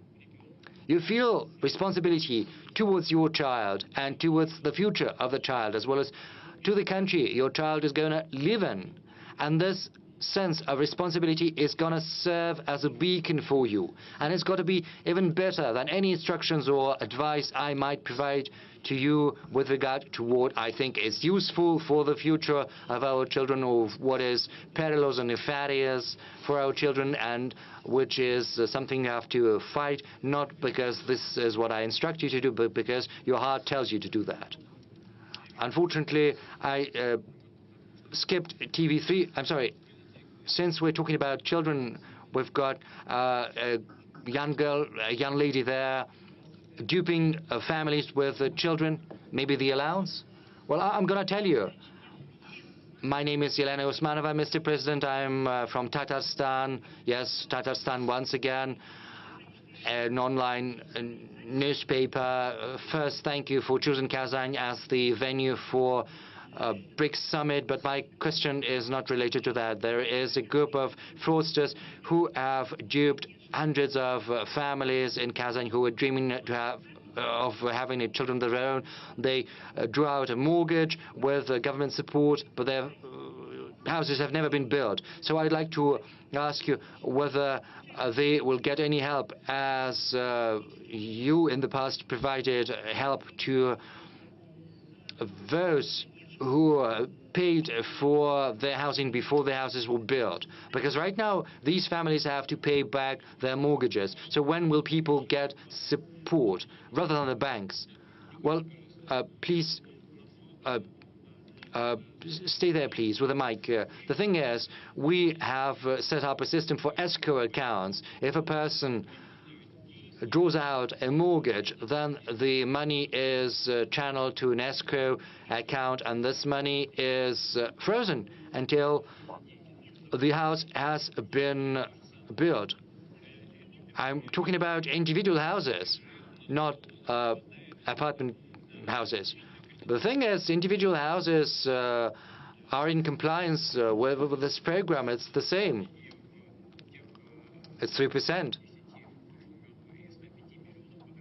And, we built 105 million square meters last year, and 50% of that was accounted for by individual houses. But the money was supposed to stay in the escrow accounts. Where did the money go? I do not understand what you're talking about. Well, this is what we had in Tatarstan. Hundreds of families ended up in this situation. Where did the money go? Can you tell me? I don't know the details. What's your name? Lena. Yeah, Lena, those details matter a lot. Let's get to grips with it. It wasn't about escrow accounts. Lena, it may be probably the case when people are hoodwinked and their money is taken from their accounts. And probably we should compare and contrast it with other cases of similar kind, and we should prevent such cases. So we need more detailed information, because I'm not in the know, because these are very important things, and we should rectify such flaws. Actually, we have some of the housing still under construction, and the money resting and registered with escrow accounts constitute around 7 trillion rubles. In totality, more than 65% of what is needed to complete the construction of the purchased houses. And this will be so that it's constructed in 2025, and no one will be left without the purchased flats, and the money on the accounts are protected and hedged and ensured. If you know about some practices that are off escrow accounts, please let us know. TV3 or Turkey. We will come back to you later. Anadolu Agency, Ali Jura. Mr. President, Israel has been breaching the international law, killing tens of thousands of people, including children, in Palestine and Lebanon. Currently, Israel has been capitalizing on the situation in that region to occupy Syria, breaching its sovereignty. How can you comment on the action of Israel in that region? Have you had a conversation with President Erdogan? Thank you. Please have a seat. We are in constant touch with President Erdogan. Well, I cannot remember the exact date when we talked last time, but we definitely also talked the situation in the region, in the Middle East. And the attitude of President Erdogan and Turkey to the Middle East developments is well known, and our position on Lebanon and Palestine also is common knowledge. Our stance is not subject to political expedient situation, and we believe that the resolution of Palestine issue can be attained only with the help of removing the root causes. So the Security Council back in the past opted in favor of a two-state solution, Israel and Palestine. Israel was established, Palestine is yet to be established. This is the issue, this is the problem, and Israel has been continuing its unlawful settlement activities to date. I'm not sure what goals Israel pursues in Gaza, but this merits only condemnation, and we did that on many occasions at all levels, including the public and civil level, and expressing our position in the Security Council of the United Nations. Nothing to add here. Same refers to Lebanon. As regards Syria, I believe, frankly speaking, Turkey has been trying to safeguard its safety on its southern frontiers and create conditions for the return of the refugees back home from its own territory to the Syrian land. And those territories are now under more or less control of actually Turkey. Probably they want to move away the Kurdish troops from the border. Probably those might be the goals and the outcomes, and may be attained, but the main beneficiary of the Syrian developments, I believe, is Israel. It's my personal belief. You may have any sort of attitude to what Israel has been doing. Russia has been condemning the seizure of any part of Syrian territory, but Israel has been trying to resolve its security issues. And, you know, the Golan Heights line is well known. And Israel has moved 62 to 64 kilometers on the front line, inserting around 25 kilometers into the other territory, the adversarial territory. It's similar to the Maginot line from the 20th century history, and real fortifications, formidable fortifications and solid ones have been built, and we hope that sooner or later Israel will withdraw. But now they have been pulling in troops, right, like several thousand of troops, and they're going to reinforce the contingent there, I think, and local people have appealed and called on Israel to include those territories into Israeli state, and if it all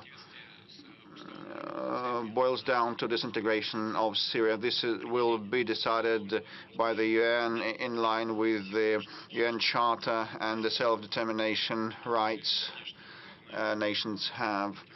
This is a very convoluted, complex issue, not for today's phone-in, and you know, Turkey has had problems with the Kurdish Working Party for decades. I hope there will not be an aggravation, but you know, some of the European leaders told me that after World War I, Kurds were promised their own state and were duped and deceived. And Kurds reside in Iran, Iraq, and Turkey, and Syria. You know how many of them live there, around 30 to 35 million Kurds. And this is the Kurdish issue is a major one, and the Kurds are formidable fighters. And the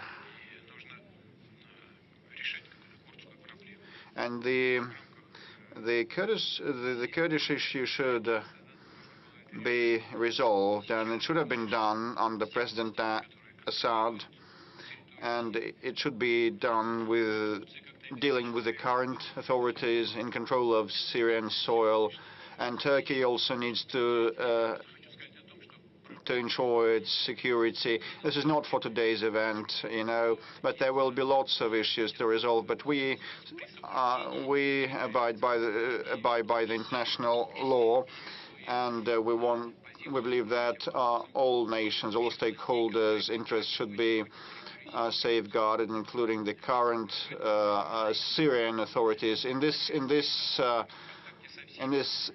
this issue, we are on their side, and we are in touch with all the major groups that control situation in Syria. TV3 military correspondent Alexander Malkevich. Just in a nutshell, the fighters asked to convey words of gratitude. Last week you met with Human Rights Council members and supported the idea of creating the Museum of Special Military Operation. This will be our media Oreshnik, so to say, and our legendary Leningrad regiment has been rendered the name of Guards Regiment, so gratitude for that. So, and what is your assessment of the fund on a scale of 10 points? And what are the main goals for the foundation for next year, and the main criterion of the efficiency of the foundation for? Have a seat. With respect to the work of the foundation, Defenders of the Fatherland, that was established in June. This foundation was established, after my meeting with the mothers of the special military operation participants, with the widows, and I figure that the regular support methods to back our servicemen and support the families of the fallen heroes are insufficient, and we need a special arrangement to be established, including for those who get out of touch with the army. So the Defenders of the Fatherland Foundation was established for this sake. When they leave the military service, they still need the attention and care from the government, and it should not be formal, it should be targeted, individual, to each family, to each fighter. So this is the statutory goal of the foundation. It has to resolve social and welfare issues like allowances, payouts, receipt, prosthesis and artificial limbs, supply for those who need that, and they procure the entire service, not just the limb. And it is they have been carefully pre-selecting the prosthesis types and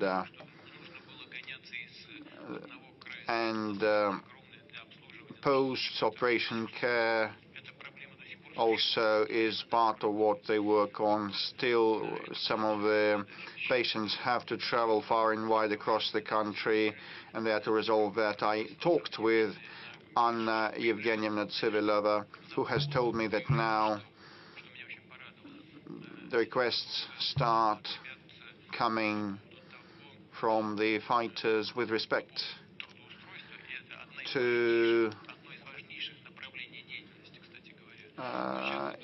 future employment, which is very important, and also about practicing sports and participating in cultural events, and this is so good. So it means that we are seeing a change for the better, which is very good. But, future employment is the overarching objective of ours, because those servicemen and ex-servicemen are so enthusiastic, and they want to be trained for a peaceful life, or sometimes they can stay with the military and work at the draft commission offices, and they may move to the IT industry or work in sports, in military or civil sports. There's a great number of opportunities given the level of technological advancement and individual wishes. And overall, they have been successful. There are still some issues, and some issues remaining, but some of the people working there were directly related to the military operation. Those might also be widows of the fallen fighters, or mothers of those who still on the battlefield. So these are caring, non-indifferent people, and the servicemen that came back from the front line also work in that foundation. This is why it is efficient in its operations. I didn't want to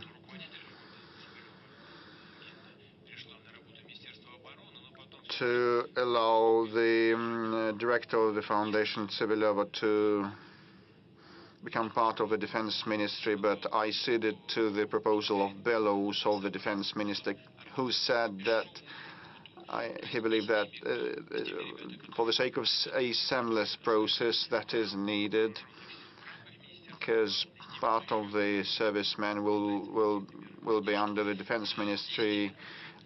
Some of them are on the front line and others have left the army, so we need this seamless mechanism. If I'm not mistaken, it was in summer when we established a special social center under the Ministry of Defense, together with the Defend of Fatherland Foundation. They work under a single window system, where people, those who remain in the Ministry of Defense and those who have left the pyramid of the ministry, get united and work on the two tracks. On the whole, there are lots of problems, but we try to fine-tune this work. As you know, they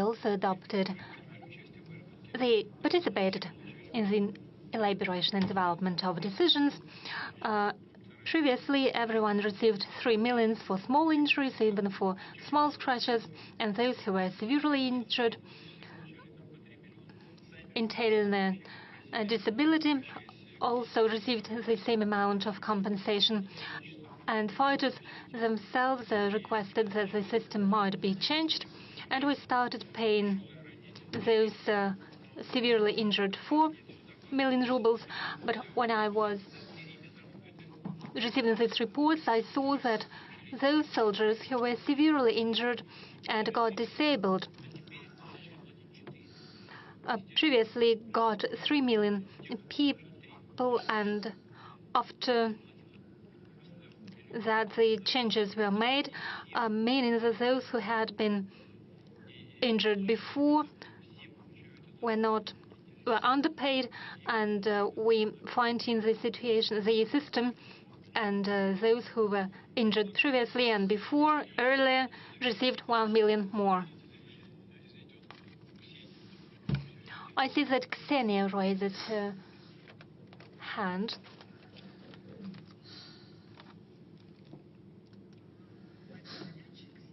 Mr. President, Ksenia Sobchak, you touched upon a very important topic, the topic of single window and the capabilities of the Ministry of Defense. I would like to offer a different perspective to this question. We, stars of the show business, journalists, and those who are indifferent, implement various projects. In particular, for more than 2 years, we've been involved in a large-scale project offering assistance to those people from Belgorod and Kursk regions, our compatriots and co-citizens who were affected by the attacks of the armed forces of Ukraine. We have provided assistance to hundreds of people, and I believe there are many people who are indifferent. What do you think? How could we provide assistance to those people and establish a single window in order to bring together the civil public initiatives and the state work of the state structures and bodies that already exist? I'm talking about voluntary work that could be provided via a single window system on all tracks, because we face difficulties with employment in the new regions, problems with receiving places in the kindergartens, and other problems that families with children are facing when they relocate. Would it be possible to establish a single window system for civil initiatives? Thank you. Well, first of all, thank you very much for all your efforts. It is a tremendously important thing when we provide assistance to very specific persons.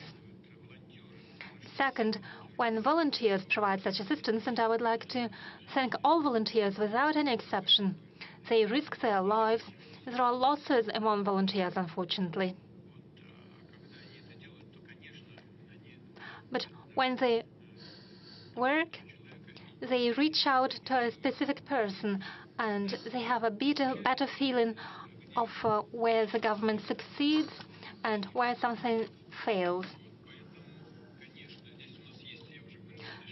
So as I've already mentioned, with regards to the Kursk region, there is a program aimed at restoration of the Kursk region, and funds have already been allocated. And same happens in other borderline regions, in the Belgorod and Bryansk regions.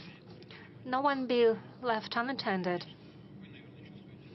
But you probably have a better feeling for that. And I'll think about how to proceed on myself, and I'll request our bodies, the Ministry of Defense and the governor. I'll ask them how we can pool these efforts. We could establish a single window system, or think of a different instrument in order to coordinate the efforts. Thank you, Ksenia. I don't have an answer right now, but I agree with the problems that you've raised. The topic of special military operation, I suggest that we continue taking questions about the support measures for the family members of those fighters. There have been requests for assistance in finding those people who are missing now, people with whom any connection was lost, or with those people who, according to the information received by their relatives, were imprisoned. Would you give an instruction to collect information about those people? Could we fine-tune this system for informing the families of servants, military servants? It is a very sensitive issue for many people. It's one thing when a person is fighting on the battlefield. God save him. There are various types of payments. We are talking about big amounts of money. There are so-called travel expenses for those servants who were sent to the borderline regions, to the regions of the special military operation before the hostilities broke out there. So they were paid the so-called travel expenses.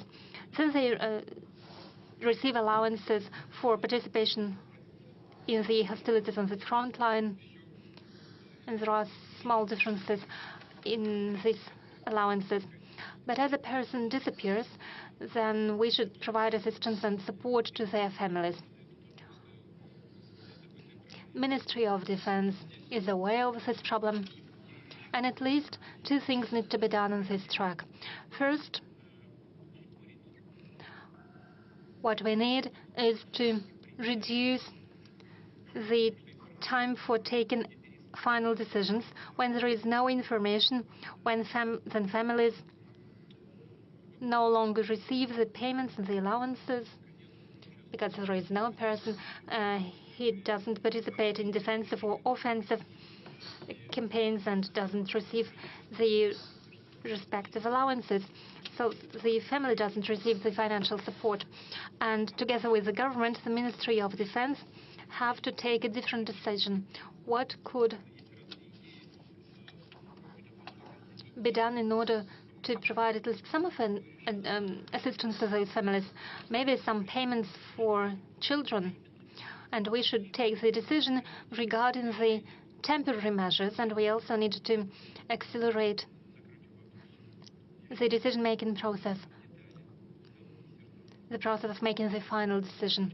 I'm not going to go deep into details, but the Ministry of Defense is aware of this problem. We've been working for more than 3 hours. There are lots of questions. Shall we try with a small blitz? Yes. We'll start with the following question. When you conduct meetings, sometimes officials ask you instruction to initiate some work. Well, don't be angry with the officials. The decision-making process is a complicated one. And when they reach out to me, then normally it is about the problems or questions to which there are different attitudes. Some colleagues believe that it should be addressed from one perspective, others offer a different perspective, and instructions are needed in order to see which way to choose when there is a difference in opinions. Then colleagues come to me, and at a meeting they ask me to take the final decision. And they ask instruction to make sure that nothing is forgotten, that a clear final decision has been formulated.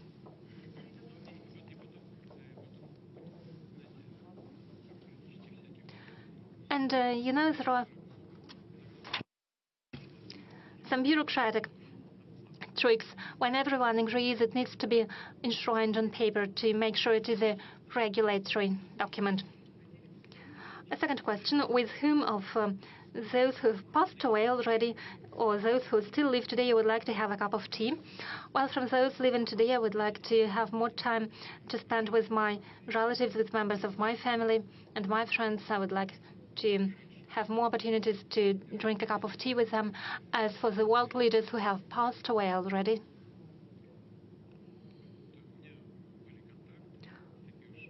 I've had contacts, not so close contacts, but nonetheless, for quite a long time, I had contacts to Mr. Kohl, the German Chancellor.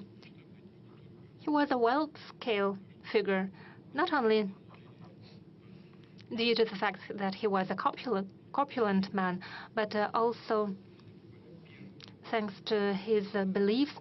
After my very first meeting with him back in 1993,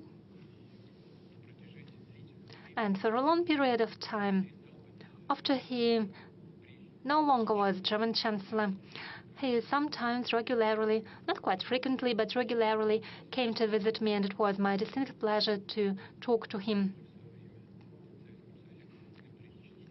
He was an important figure of his time. He had done a lot for his homeland, for the German people, and he was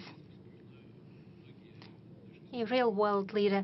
And I still have warm memories of many of our conversations. They were useful for me, and it is no exaggeration. They were useful. He was a very President of France, Chirac, was a very interesting personality. He has encyclopedic knowledge. He knew everything, whatever you asked him. And he had his own opinion on anything, and he stuck to his opinion. He was a very gallant and polite man, and I learned a lot from him. I learned a lot from Kohl and from Chirac too, his manners in particular.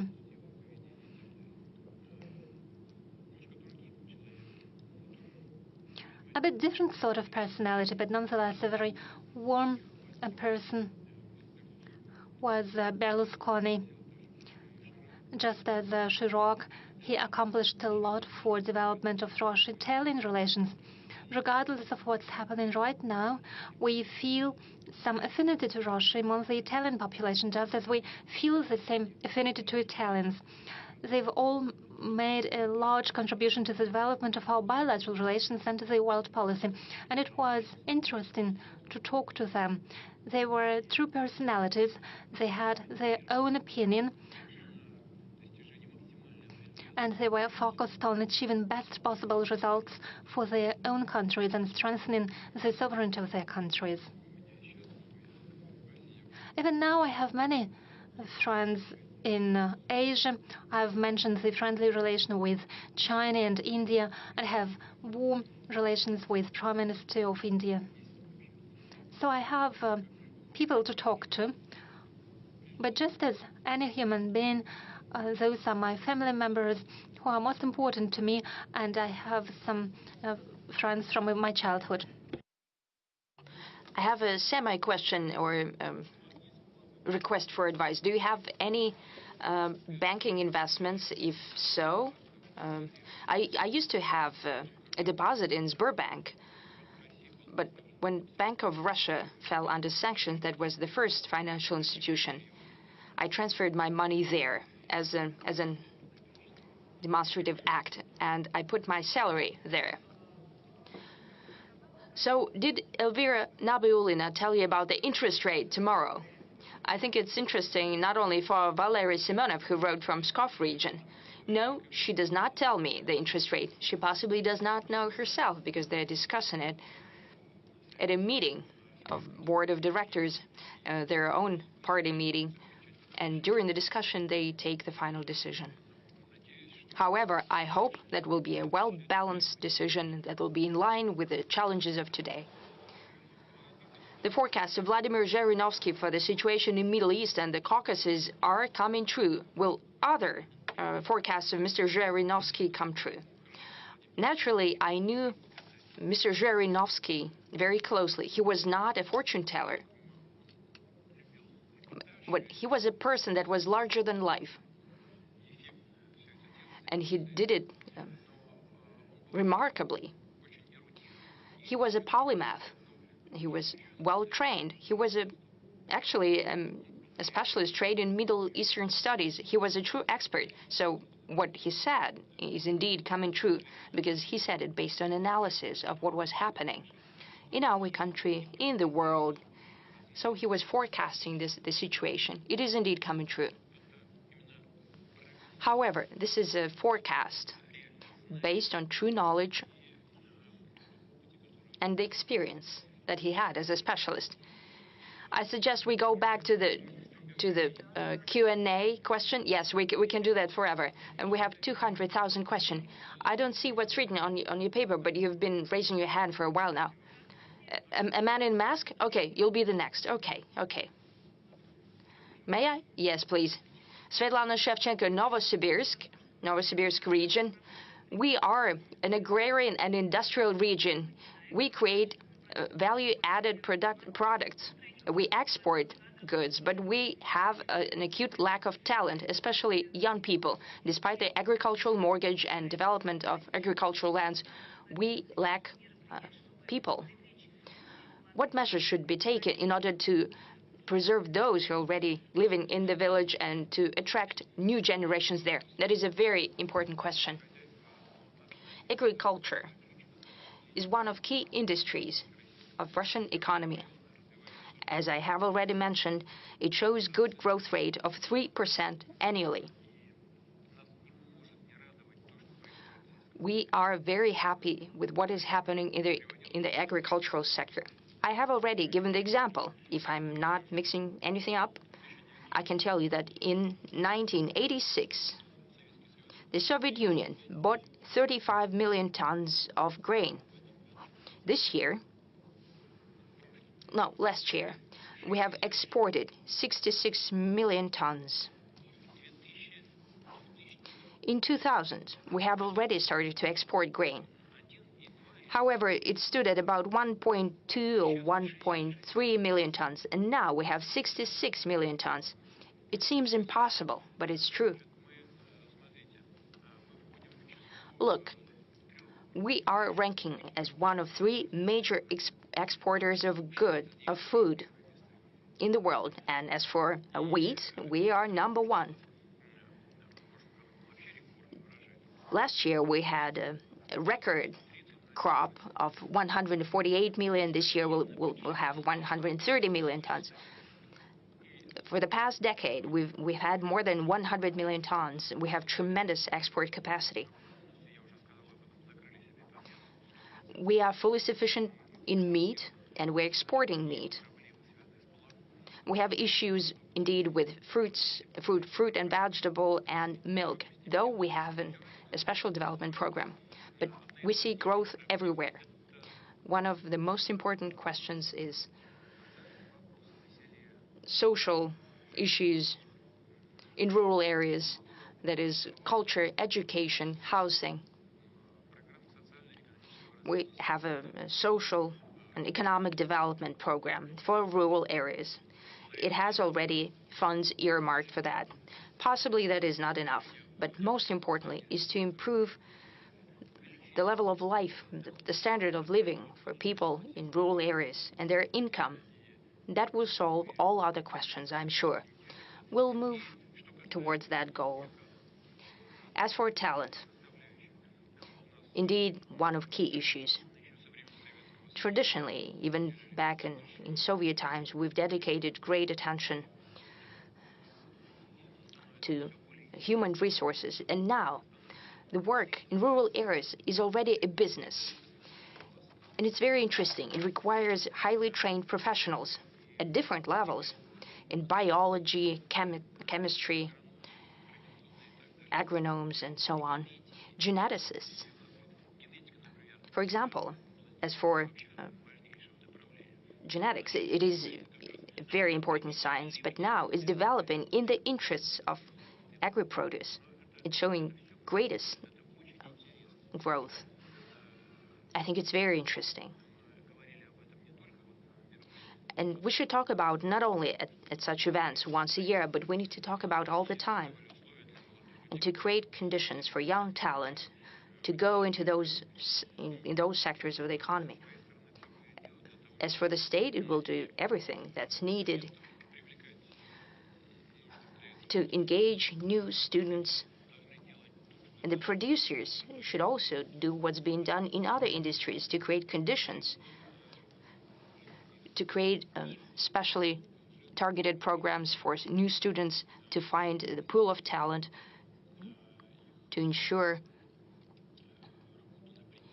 their work at the production, and to engage them in hands-on internships. All that together will help. We promised to the journalist in the mask. I have already taken my mask off. I travel by subway. Andrei Knazev, Arguments of the Week from Uzbekistan, here as a volunteer and head of the studio of young students and bloggers, the world of the young, Moscow. 45 years is the time I've spent in journalism. I started in Uzbekistan, and now here I see that paper journalism is dying out. Maybe such bloggers as Vlad Paper can help newspapers that are independent. They don't depend on the state or businesses. They depend on readers only. What do you think should be done for the weekly press not to go extinct? Because bloggers are not always smart, they're not always good. It's a short question. Now, another question that I asked to many authorities, including Madam Zakharova, spokesperson of MFA, and she told me to go to Vladimir Putin, direct line. That's why I'm asking questions here. Many of our scientists and many people who see the future are telling us that within 10 or 12 years, the countries of Europe, Japan, the US and beyond, the continent of America, might land underwater, might be submerged in the water, and they will try to ask to resettle into our country, but they're against us. Maybe we should tell them ahead of time. It is a hypothetical situation, but there are such forecasts. I read a lot of newspapers, not some telegram channels and those liars and everything. That's my question.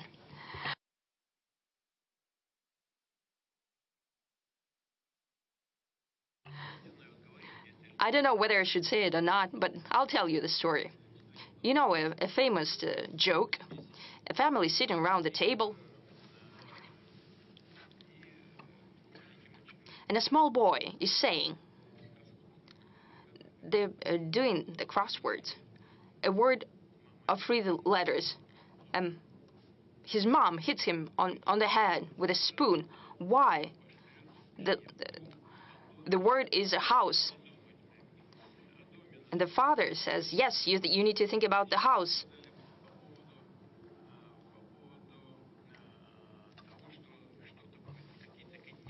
So you were talking about some continents going underwater, and they need to think what would happen to them. But you need to think about home, not about... I was listening to you so attentively. You're so energetic, but let me finish, please. Thank you. Why am I saying that? Because those forecasts that you've mentioned, they're not just ephemeris calculations. These are done by serious scientists. They're saying that the permafrost will defrost, and that's a tremendous hazard to the environment. There will be greater emissions of carbon, more than all cars around the world. And if permafrost melts, that means that the coastal regions of Russian Federation might be jeopardized as well. We have villages and settlements that are being on stilts, put in permafrost. It's already melting. We need to think about that. As for our coastal cities, including St. Petersburg, keep that in mind. Yes, we've built the dam there. That was the dream since the times of Peter I. But we need to think ahead. What will happen to coastal regions? We need to think about our home, first and foremost. What about paper? Yes. Hold on a second, please. If someone is going to resettle here, we have 2.3% unemployment. Basically, no unemployment. We have labor migration and issues in connection with that.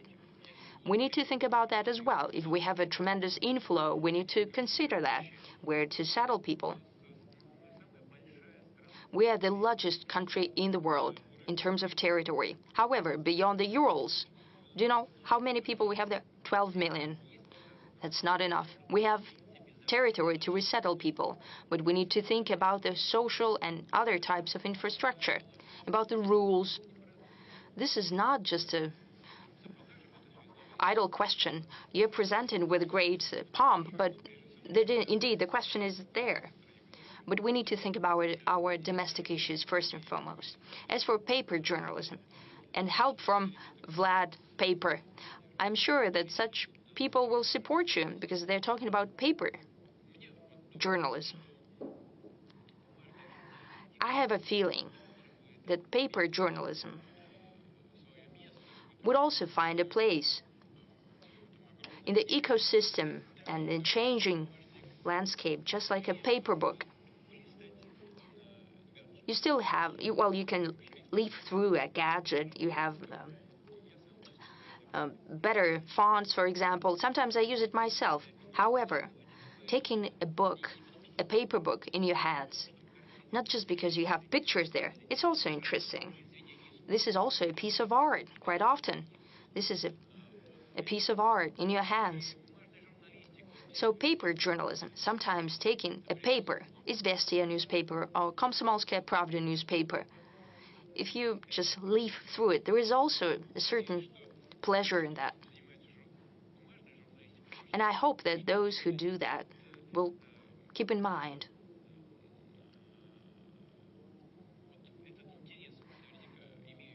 And I'm sure that there is interest from the public towards paper journals, but most important thing is the content. Whatever the vehicle, whatever the media, but as Vlad the Paper said, most important is the content. And if a paper has decent and interesting content compared to some internet foam.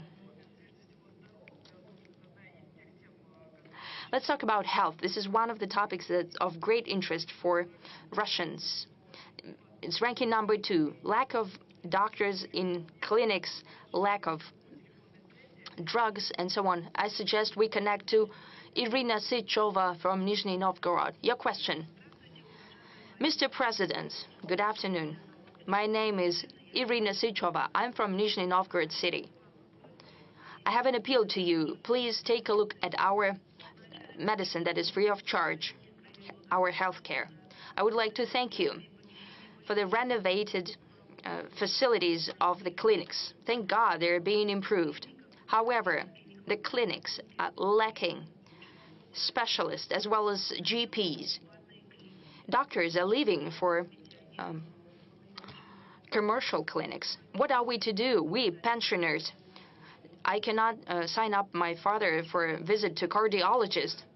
The doctor receives patients only once a week. There is no electronic queue because the doctor is not fully employed at the clinic. You have to start standing in the queue at 5 a.m.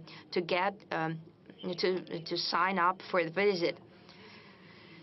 And the queue is standing outside till 7 a.m. Many elderly people cannot stand up to the test of that.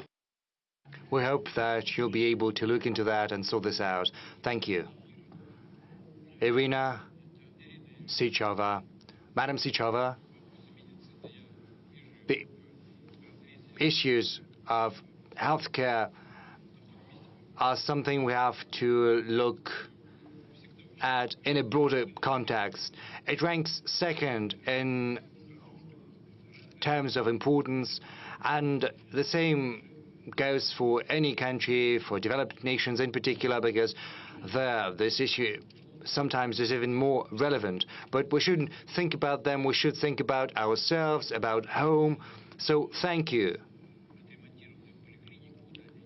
for pointing out that the clinics are being renovated. It's a good sign. It means that something good is happening. We have a whole program dedicated to this matter. But the most important thing with the specialists, with the personnel, is related to the first stage of our healthcare system. You know, we've got the hospitals, and there the problem with doctors is almost non-existent, whereas in the first stage, the clinics working with patients directly are a weak link. And the most important thing is to organize healthcare across different regions of Russia. If we look at the use of beds in hospitals, we see that they are not filled throughout all the year, whereas the first stage of the healthcare system, the first stage has this problem. The thing is how we reallocate the burden and how we make sure that it's spread out evenly throughout the year. The healthcare ministry is trying to attract as many new graduates as possible to hospitals in rural areas and smaller towns and settlements. We're giving an additional 50 or 29,000 rubles as a premium to those young people who are willing to relocate to smaller towns, and we have seen 17.5 thousand influx of new specialists to rural areas, and we have to continue working on that, and we have to move at a higher pace than we are doing right now. Colleagues will probably help me. We'll jot all of that down, and we'll help you with your father, of course. Let's keep on medicine. We have a smaller number of questions as compared to last year related to deficit of drugs, but there are problems for drugs on prescription. A pensioner from Kerch is writing that she needs drugs against cancer, but unfortunately drugstores cannot provide her with that because they're simply not there on our shelves, and she has to pay from her own pocket. And there is also a lack of saline solution. So people who've got diabetes, they are facing challenges with the supply of insulin. Rashida Iudinova writes to us that in Neftejugansk she cannot get insulin from hospital, nor can she buy it from a pharmacy. From Saratov region, a person writes that he has problems with insulin and also blood sugar test strips.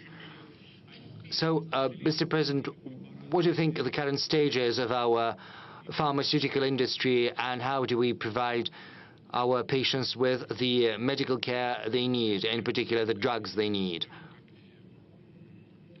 This is a question of the utmost importance, just as the supply of medical specialists. Pharmaceutical industry is one of the most important avenues we're pursuing.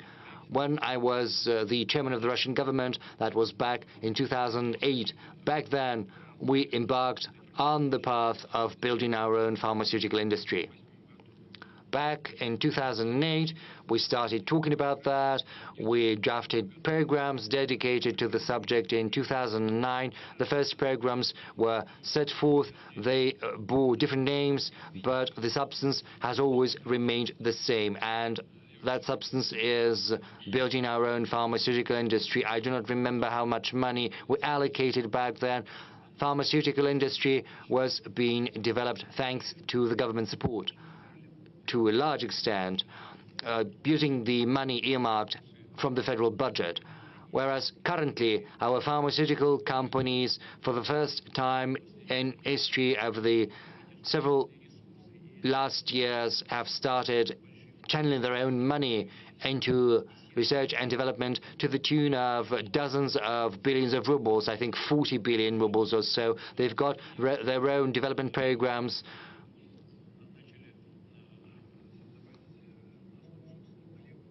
They are using their own formulas to create new medications. They are creating new chemical substances, which is a first in our history. We've come up with our own medications against cancers. St. Petersburg is one of the leaders in that field, and the same goes for insulin. As far as the blood sugar test strips are concerned, this is just a malfunction. This is a shortcoming on the part of the local organizations, because the money for all of these medications is allocated on a timely manner, so the procurement process has to go through smoothly. I'm going to talk to the leadership of the Russian regions. Everything has to be done on time. And of course, you need to take into account the requirements of the market.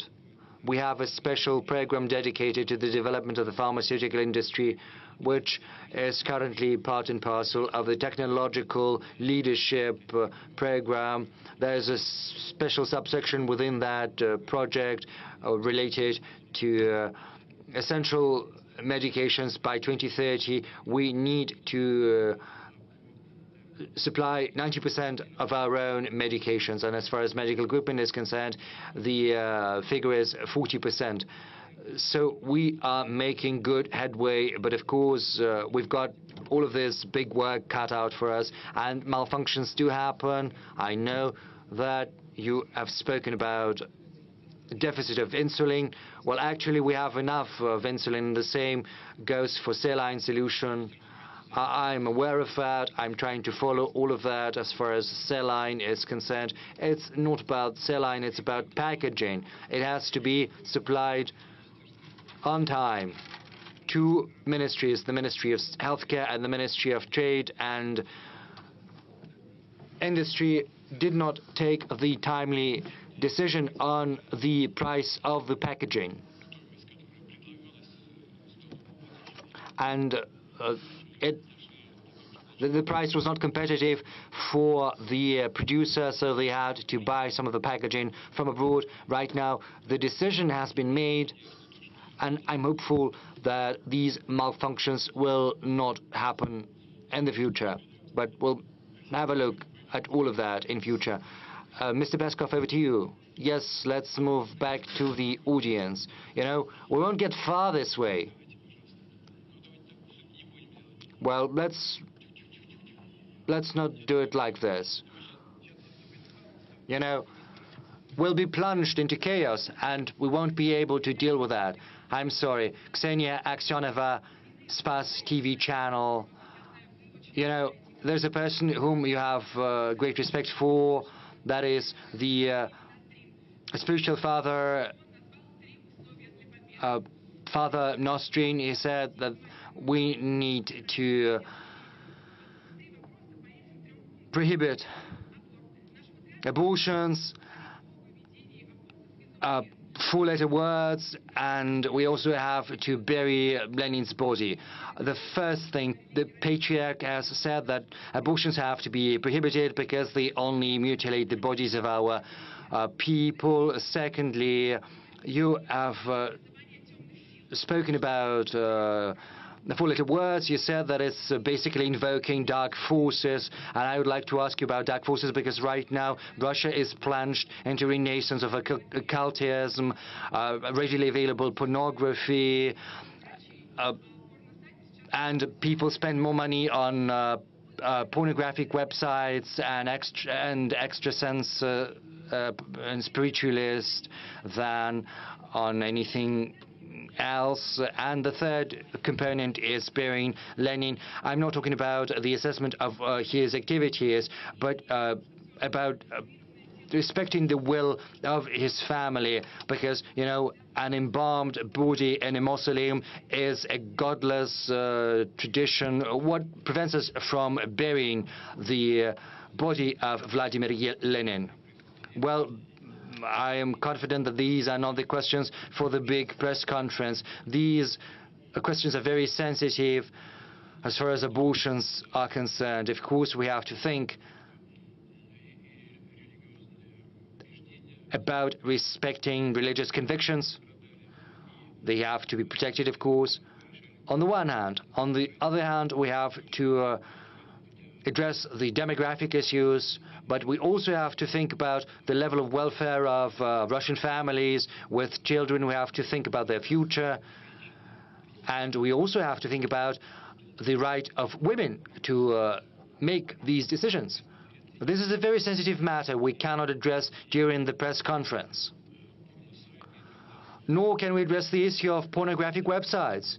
You know, there are some people who are not happy with the fact that YouTube is being slowed down. I think porn websites are visited all across the world. It's as easy as ordering, you know, a beefsteak on the internet. I think it's an issue not just for us, but also for everyone.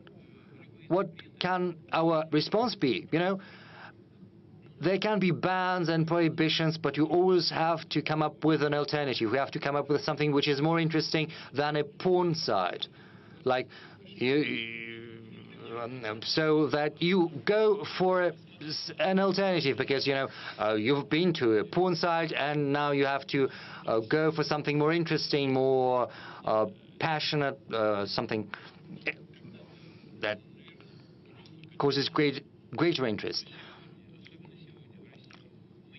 But in Russia, in particular, we shouldn't make any step that would drive a wedge in our society. This is what I think.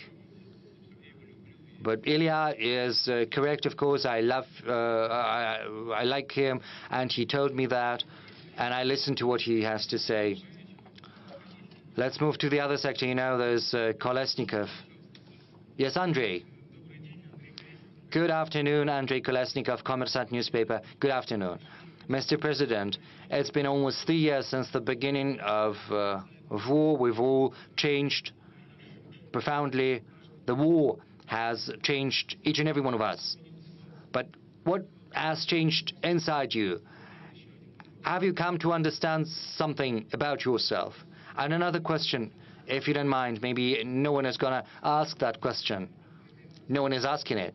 Some time ago, Joe Biden, U.S. President, pardoned his son, Hunter Biden, who had been convicted for perjury and the course of buying weapons. Everyone has expressed their opinion on this subject, whereas you chose to keep mum.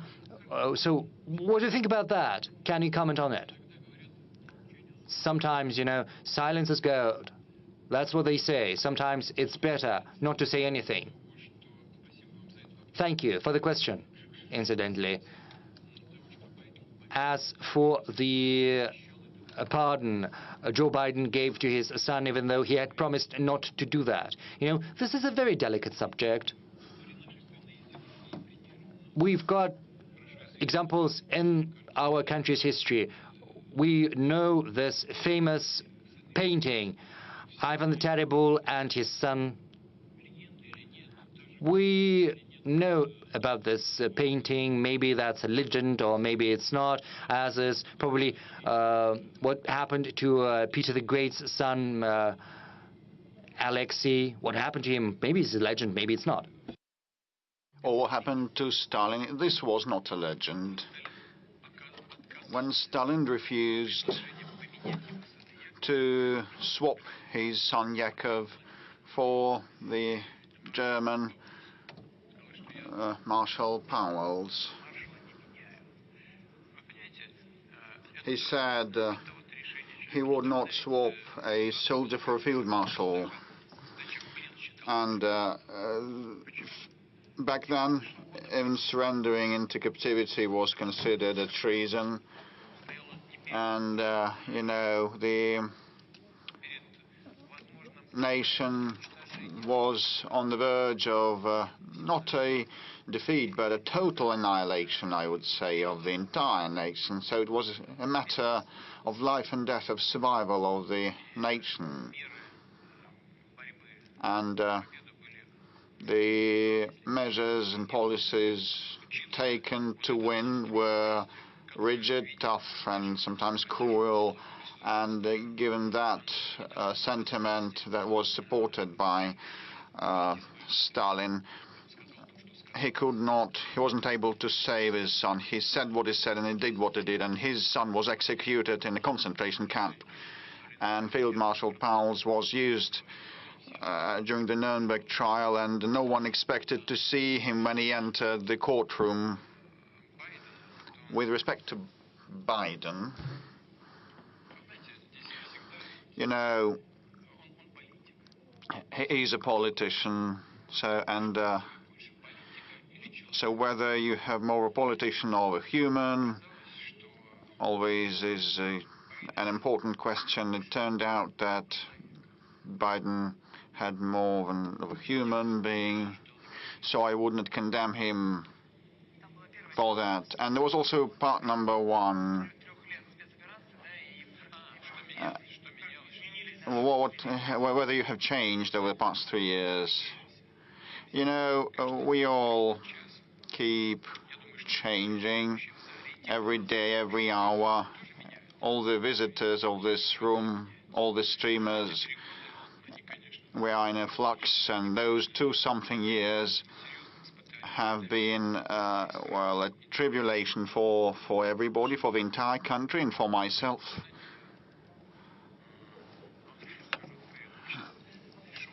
And we keep joking.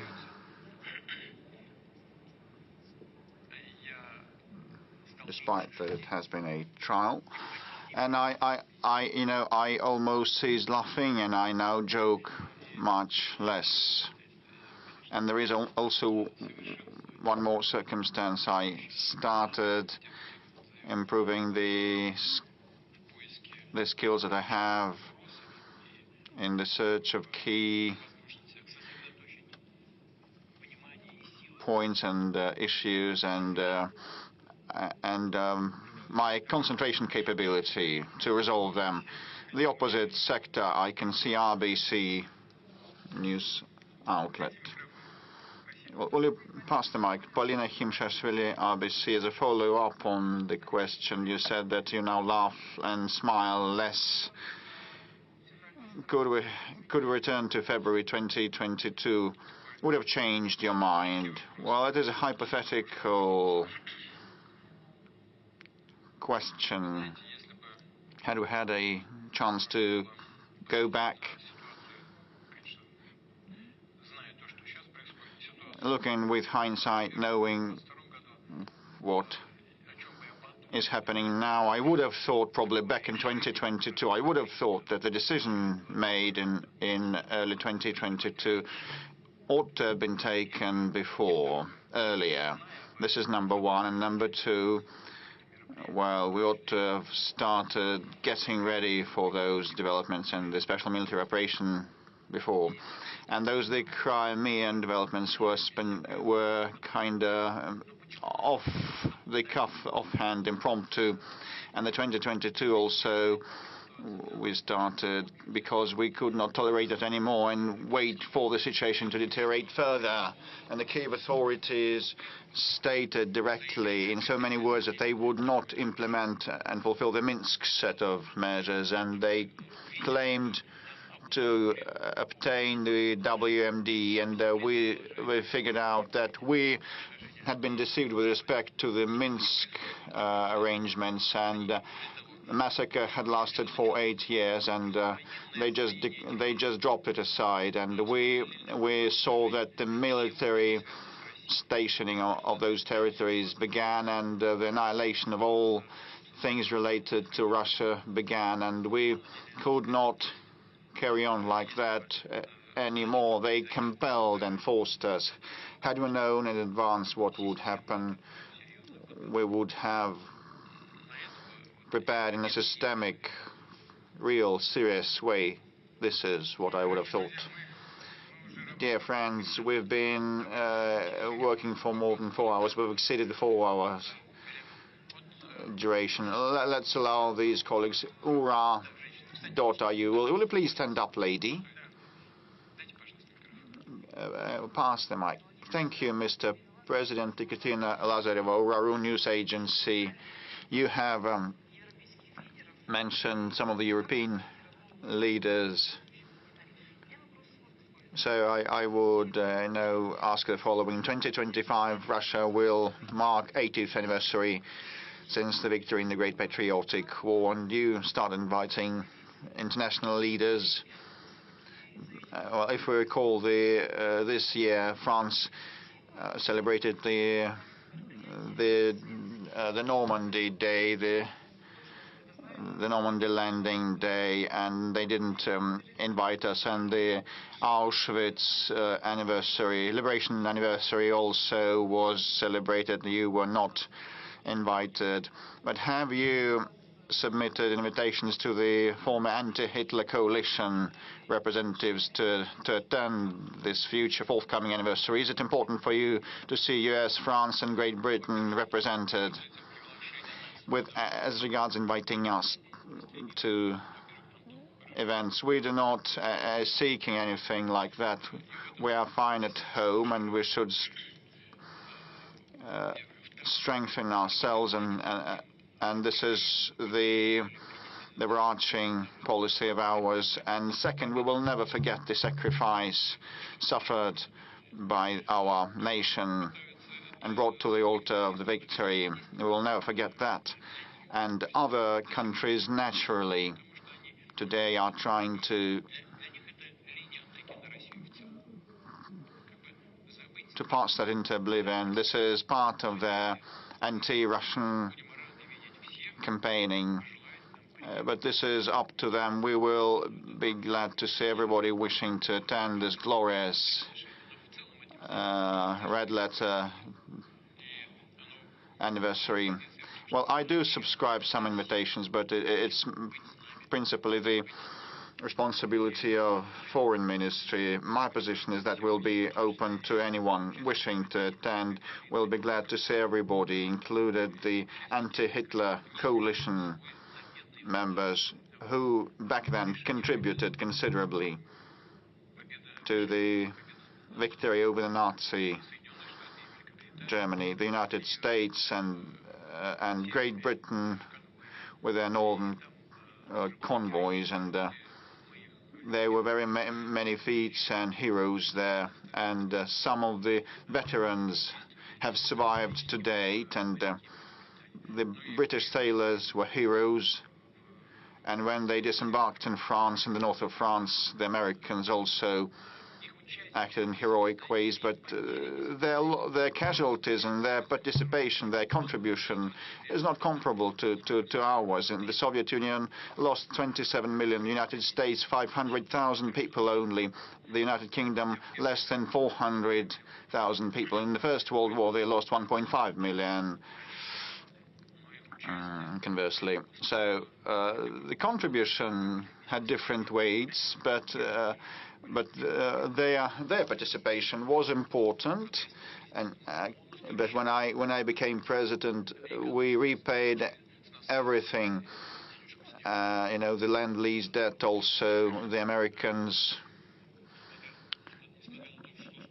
recovered that from us in full, and we have repaid that despite so many years. But we appreciate the contribution of the allies, and we'll be glad to share the joy of victory with them. We have lots of questions still. Let's ask someone in the room.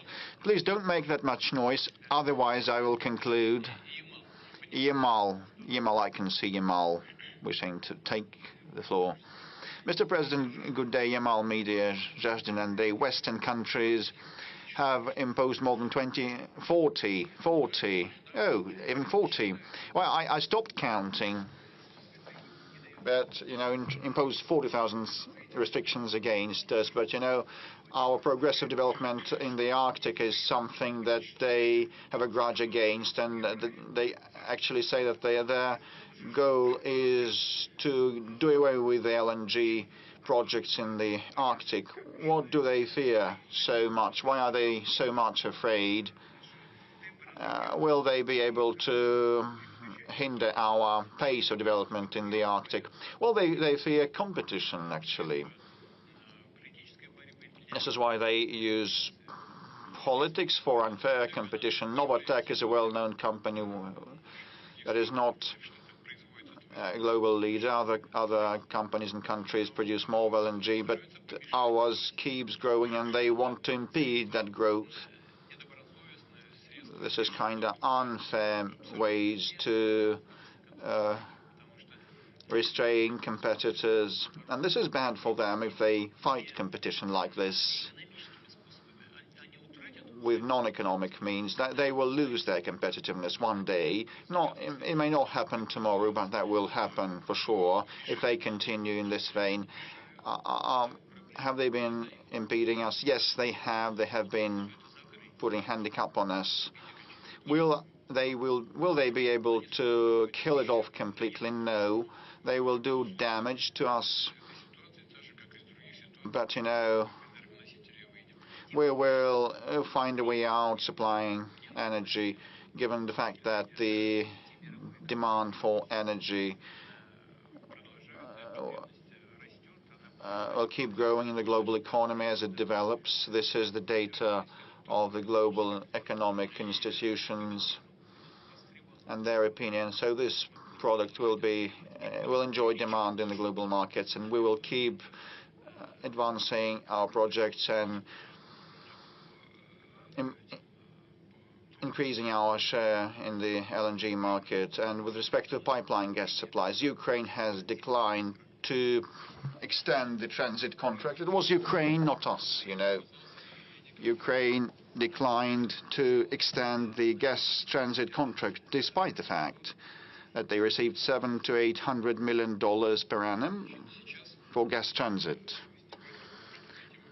Now, the question is what is to be done about that. But this is not our problem. Ukraine has cut off our gas supplies to European customers and consumers. They've been eating from the hands of the West because they are not self-sufficient. They can live and wage this war only with the Western help. But at the same time, the Ukrainians create problems for the Westerners, cutting off gas supplies. This contract will cease to exist. Okay, we can live with that, and Gazprom can live with that. And not long ago, our special services reported to me that sabotage actors were detained in Slovakia, and maps were found on them with energy facilities and installations spotted on their maps. So I received information just yesterday, so I would ask via the special channels to find out why so and what was happening, and because they wanted to commit terrorist attacks in Europe, because they've been fed by, they live off the West, and now they kind of start perpetrating terrorist attacks in Europe. But our option is to cooperate, and we will attain our goals. So space exploration, and BBC, I also say BBC, you will be able to attack us shortly.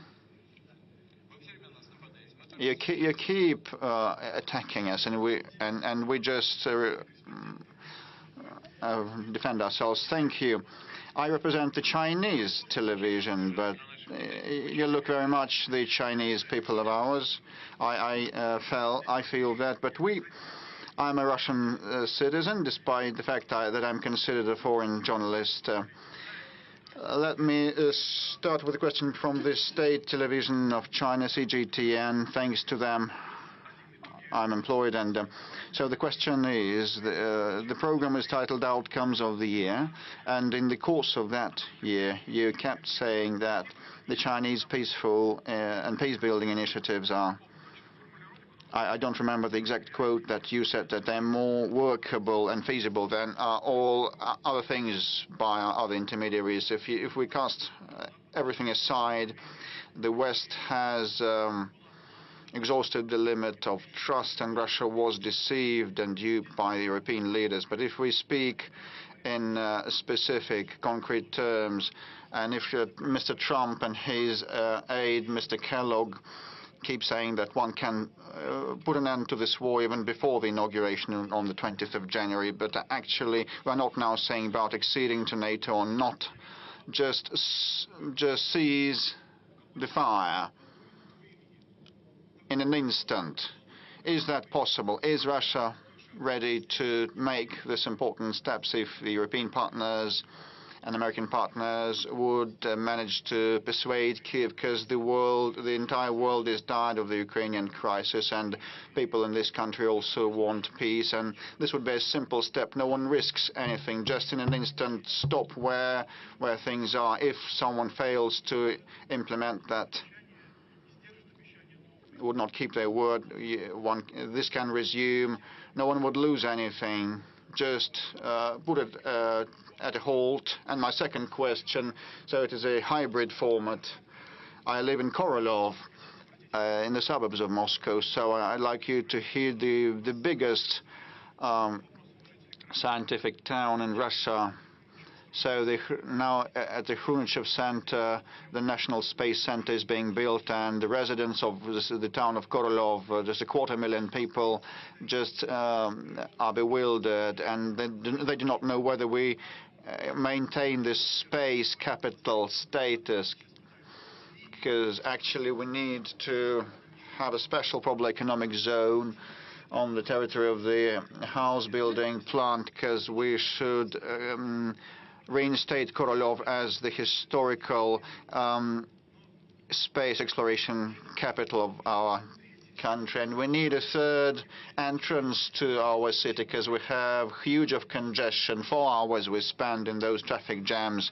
So we need a flyover and bridges, and we have some issues about democracy. I apologize, I'm just winding down and saying everything. So you combine you're wearing two hats, that of a citizen and that of an international journalist. Third entry into Korolov. It is an acute problem. You probably know that we need it. We cannot spend so much time in the traffic jams, and I believe that the whole population of Korolov is applauding me right now. If you are able to resolve it, we will be just happy. I'm sorry for having taken so much time. Well, your employer wouldn't thank you for the second part of your question. It's not what he sent you here for, but you got my message correctly. You should think about your home. Well, actually, we raised the issue of the entry into Korolov. I remember it, I know it from our previous debates on the development of Korolov as a space capital of Russia. In Moscow, we are already constructing an important center. It is important for the development of the space industry, but the town of Korolov is a recognized center of space industry. I'm not going to go into detail, but Korolov, as a scientific town, undoubtedly deserves its due attention. I'll necessarily raise this issue with my colleagues, with those who deal with aviation and with space. There are different plans. The idea of establishing a special economic zones does have its justification and its reasons. I'm not going to pronounce the final judgment, but it is something we have to think about. And indeed, we should think of using the potential of the city. You are absolutely right in this regard.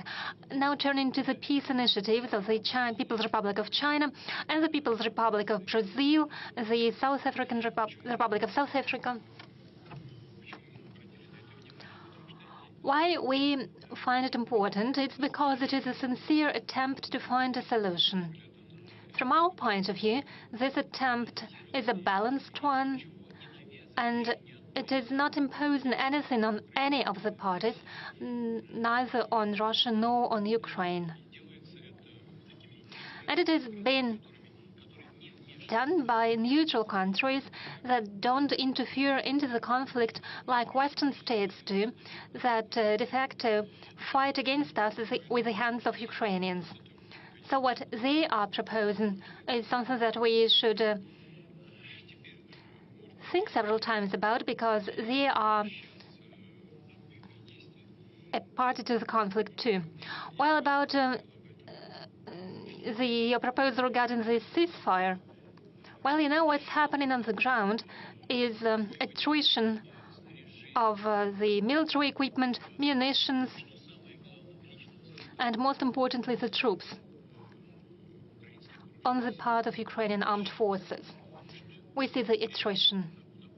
That's what's happening really on the battlefield. Our army is advancing. The adversary cannot get a foothold on and can entrench on the positions that it has left. They leave the areas, and even if they take over some areas, they cannot entrench in these regions.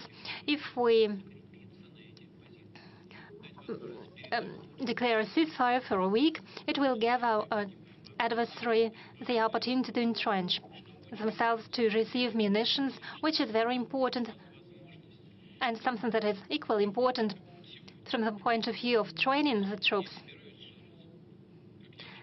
Well, right now they are simply recruiting people on the streets. They simply catch stray dogs, them like stray dogs. But stray dogs are at least put into special centers. And here they simply catch people in the streets and send them to the front line. That's what we see on the front line, on the battlefield. They are not trained properly. It's not how soldiers were trained during the Soviet times. Even those who received trainings in the Western countries cannot be compared to those who had been trained in Soviet times, because they are prepared and trained by those who have never been on the battlefield. So how can they train others?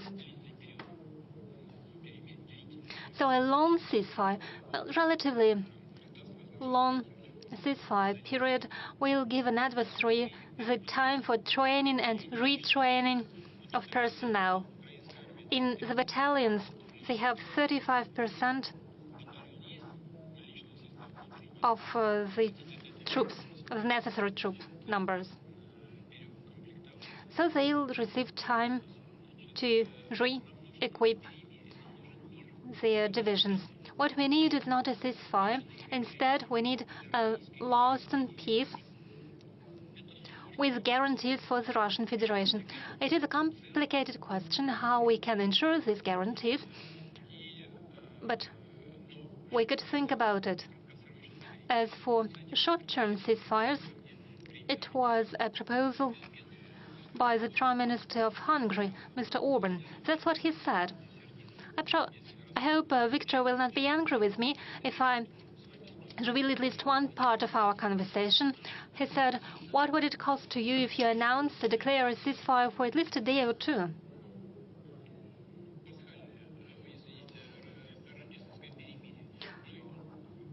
It could be a Christmas ceasefire. The adversary will not be able to accomplish anything with these 2 or 3 days. And I said, yes, probably you are right, but would you first talk to the Ukrainian side? At least 3 times did we agree to similar actions when it came to the navigation in the Black Sea, when it came to the energy infrastructure, and so on and so forth. Erdogan made proposals. Ask your president. He was a mediator, and as a mediator, he made a proposal. I said, I need time to think about it. Next day, I called him, and I said, okay, we agree. But next day, head of the Ukrainian regime said, no ceasefire, no talks. I called later on Erdogan, and he says, well, those are our partners. And now I asked Orban. He suggested a Christmas ceasefire, and he also proposed a prisoner exchange. I didn't say no. I said, well, I will have to think about it in principle, but go and ask them. He went and asked them. Next day, head of the regime said there would be no ceasefire and no prisoners exchange. That's the answer to your question. We've been on air for more than 4.5 hours. We are going to an end. Now, what is the BBC? They promised to attack us. Well, they do so without any promises. That's what they receive money for. Exactly 25 years ago, Boris Yeltsin resigned office, and he handed over the power to you, and he told you, stay on guard. 25 years later, would you say you have succeeded in it? Because from our part, we see significant losses during the so-called special military operation that you have declared. We see Ukraine soldiers in the Kursk region. You criticize the NATO expansion and enlargement, but there is now a greater NATO presence at the Russian borderline. I mean in Sweden and Finland, we have demographic and economic problems. What do you think? Have you succeeded? Yes, I believe I have. I believe we have moved away from the brink of an abyss, because what happened to Russia before that and after that was leading us to a complete and total loss of our sovereignty.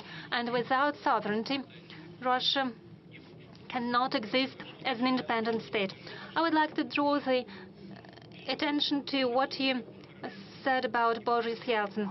It looked good. One patted him on his shoulder. One preferred not to notice when he drank a bit more than he should. And he was warmly received in all Western circles. But when he raised his voice to protect Yugoslavia, when he said that it contradicted international law in the UN Charter, as soon as he said that it was unacceptable in modern Europe to attack Belgrade, the capital of a European state, without any sanctions imposed by the UN Security Council, immediately was he persecuted, and immediately one started criticizing him. Don't you remember it? And I've done my utmost to make sure Russia is a sovereign and independent power that is capable of taking decisions in its interest and not in the interest of those states that tapped it on the shoulder in order to use it for their own purposes. It's where I could stop my answer. I understand that you provided many arguments to substantiate your point of view. You mentioned inflation. Yes, we have inflation. We are going to fight against it. But we have good economic growth. We rank number 4 worldwide in terms of purchasing power parity. Please share it with your audience. We rank number 1 in Europe. We have left the UK behind. But we are ready to work with the UK if the UK wants to work with us. But if it's not the case, we can do without it. We can do without our former allies in the anti-Hitler coalition. Mr. President, there are many questions from the Russian citizens, so I suggest that we move on to the Blitz format. Do you have a personal dream? Of course I do. But it is a personal dream. May I please keep it to myself? A question from social networks. Alexandra Okupova asks, are you a happy person? Do you think it is a question for a Blitz? Shall I say yes or no?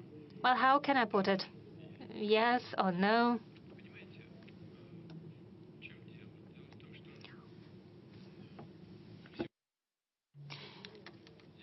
It's a well-known fact that I was born in a regular working-class family. As for my forefathers, they used to cross the Danube River, and I have a document that says that one of my forefathers was awarded the St. George's Cross for that. Later, all of my relatives on my mother's side, on my father's side, fought in the Great Patriotic War. Every second of them died. My father was invalided out of the Great Patriotic War. I used to serve in foreign intelligence service, so my work has always been connected to serving the motherland. And the fact that Russian citizens, the people, have entrusted me with leading the Russian state is a tremendous honor and tremendous responsibility. In essence, I could say I'm happy with that and thank you. However, but I should be more God-fearing maybe and saying, what else should you expect? What more can you wish?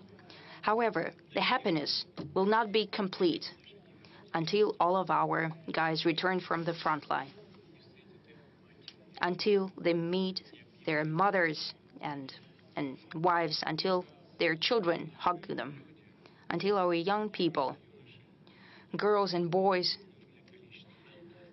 create the necessary number of families necessary for us, for Russia, and have children. I really want our scientists and cultural figures and so on, I hope they can fulfill themselves, and then I can say that I'm happy. There was a question from St. Petersburg. Why are you being called different names by the foreigners and you don't respond? It depends on the level of class. As I said before, they call the names due to their impotence. Why should we show our impotence then? We have enough arguments to clearly present our position. An SMS from Stavropolsky region. Do you have a task that you hate? No. If people have trusted me enough to perform the function of the president of the country, there are certain responsibilities. So I approach it in the way that I must perform them in full, giving it my all. But I know if I start hating something or not loving something that's part of my duties, then I will not achieve the necessary result. Therefore, I have created a mentality for myself that I need to do everything with pleasure. Novgorod region, whose portrait you have in your office? I don't have a portrait. I have an icon in one of my working offices. In another one, I have a bust sculpture of Lomonosov. Would you give political refuge to Zelensky because he will need it very soon? I don't think he will need it. It is quite possible. Well, I don't know how he will act. But quite possible, just like some people from the supreme leadership of Ukraine, they have traveled abroad. And quite possibly he will do so. People whose interests he's serving right now will take care of him. But if he appeared out of somewhere, you know, like a jacket from a box, well, Russia does not refuse anyone. A question from Tatiana Kostychenko. What is Russia for you? This is a comprehensive question. Russia is a map. Just like any country, it's a tremendous territory. It's not only territory. This is history, culture, our customs and traditions. All of it is Russia. However, the most important thing is people. You know, sometimes I find myself, well, I don't often watch TV. I don't have quite enough time. I'm not on the internet a lot. But when I look at the success and achievements of our people, there was a world championship, world swimming championship. I saw guys working out, huge guys, very confident, performing. World championship champions and beautiful girls. I was looking at boys and girls who are achieving great success at the Olympic Games. I'm looking at my young scientists, whom I met quite recently. Honestly, well, I look at that, and I'm so happy about it. I rejoice at that as if they were my family members. I rejoice as if they're my loved ones. Therefore, I'm looking at Russia as at a family. We've been working more than 4.5 hours. We have answered many questions, millions of viewers. We have many questions ahead of us. Is there anything that you would like to tell to the citizens of our country?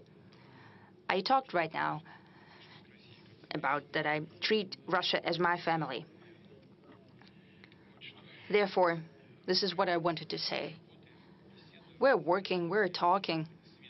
On the eve of festive holidays, New Year and Christmas, I speak to many representatives of different religions, and they're saying that we all celebrate Christmas, just like our neighbors celebrate Qad al-Fitr and so, or Pesach and so on.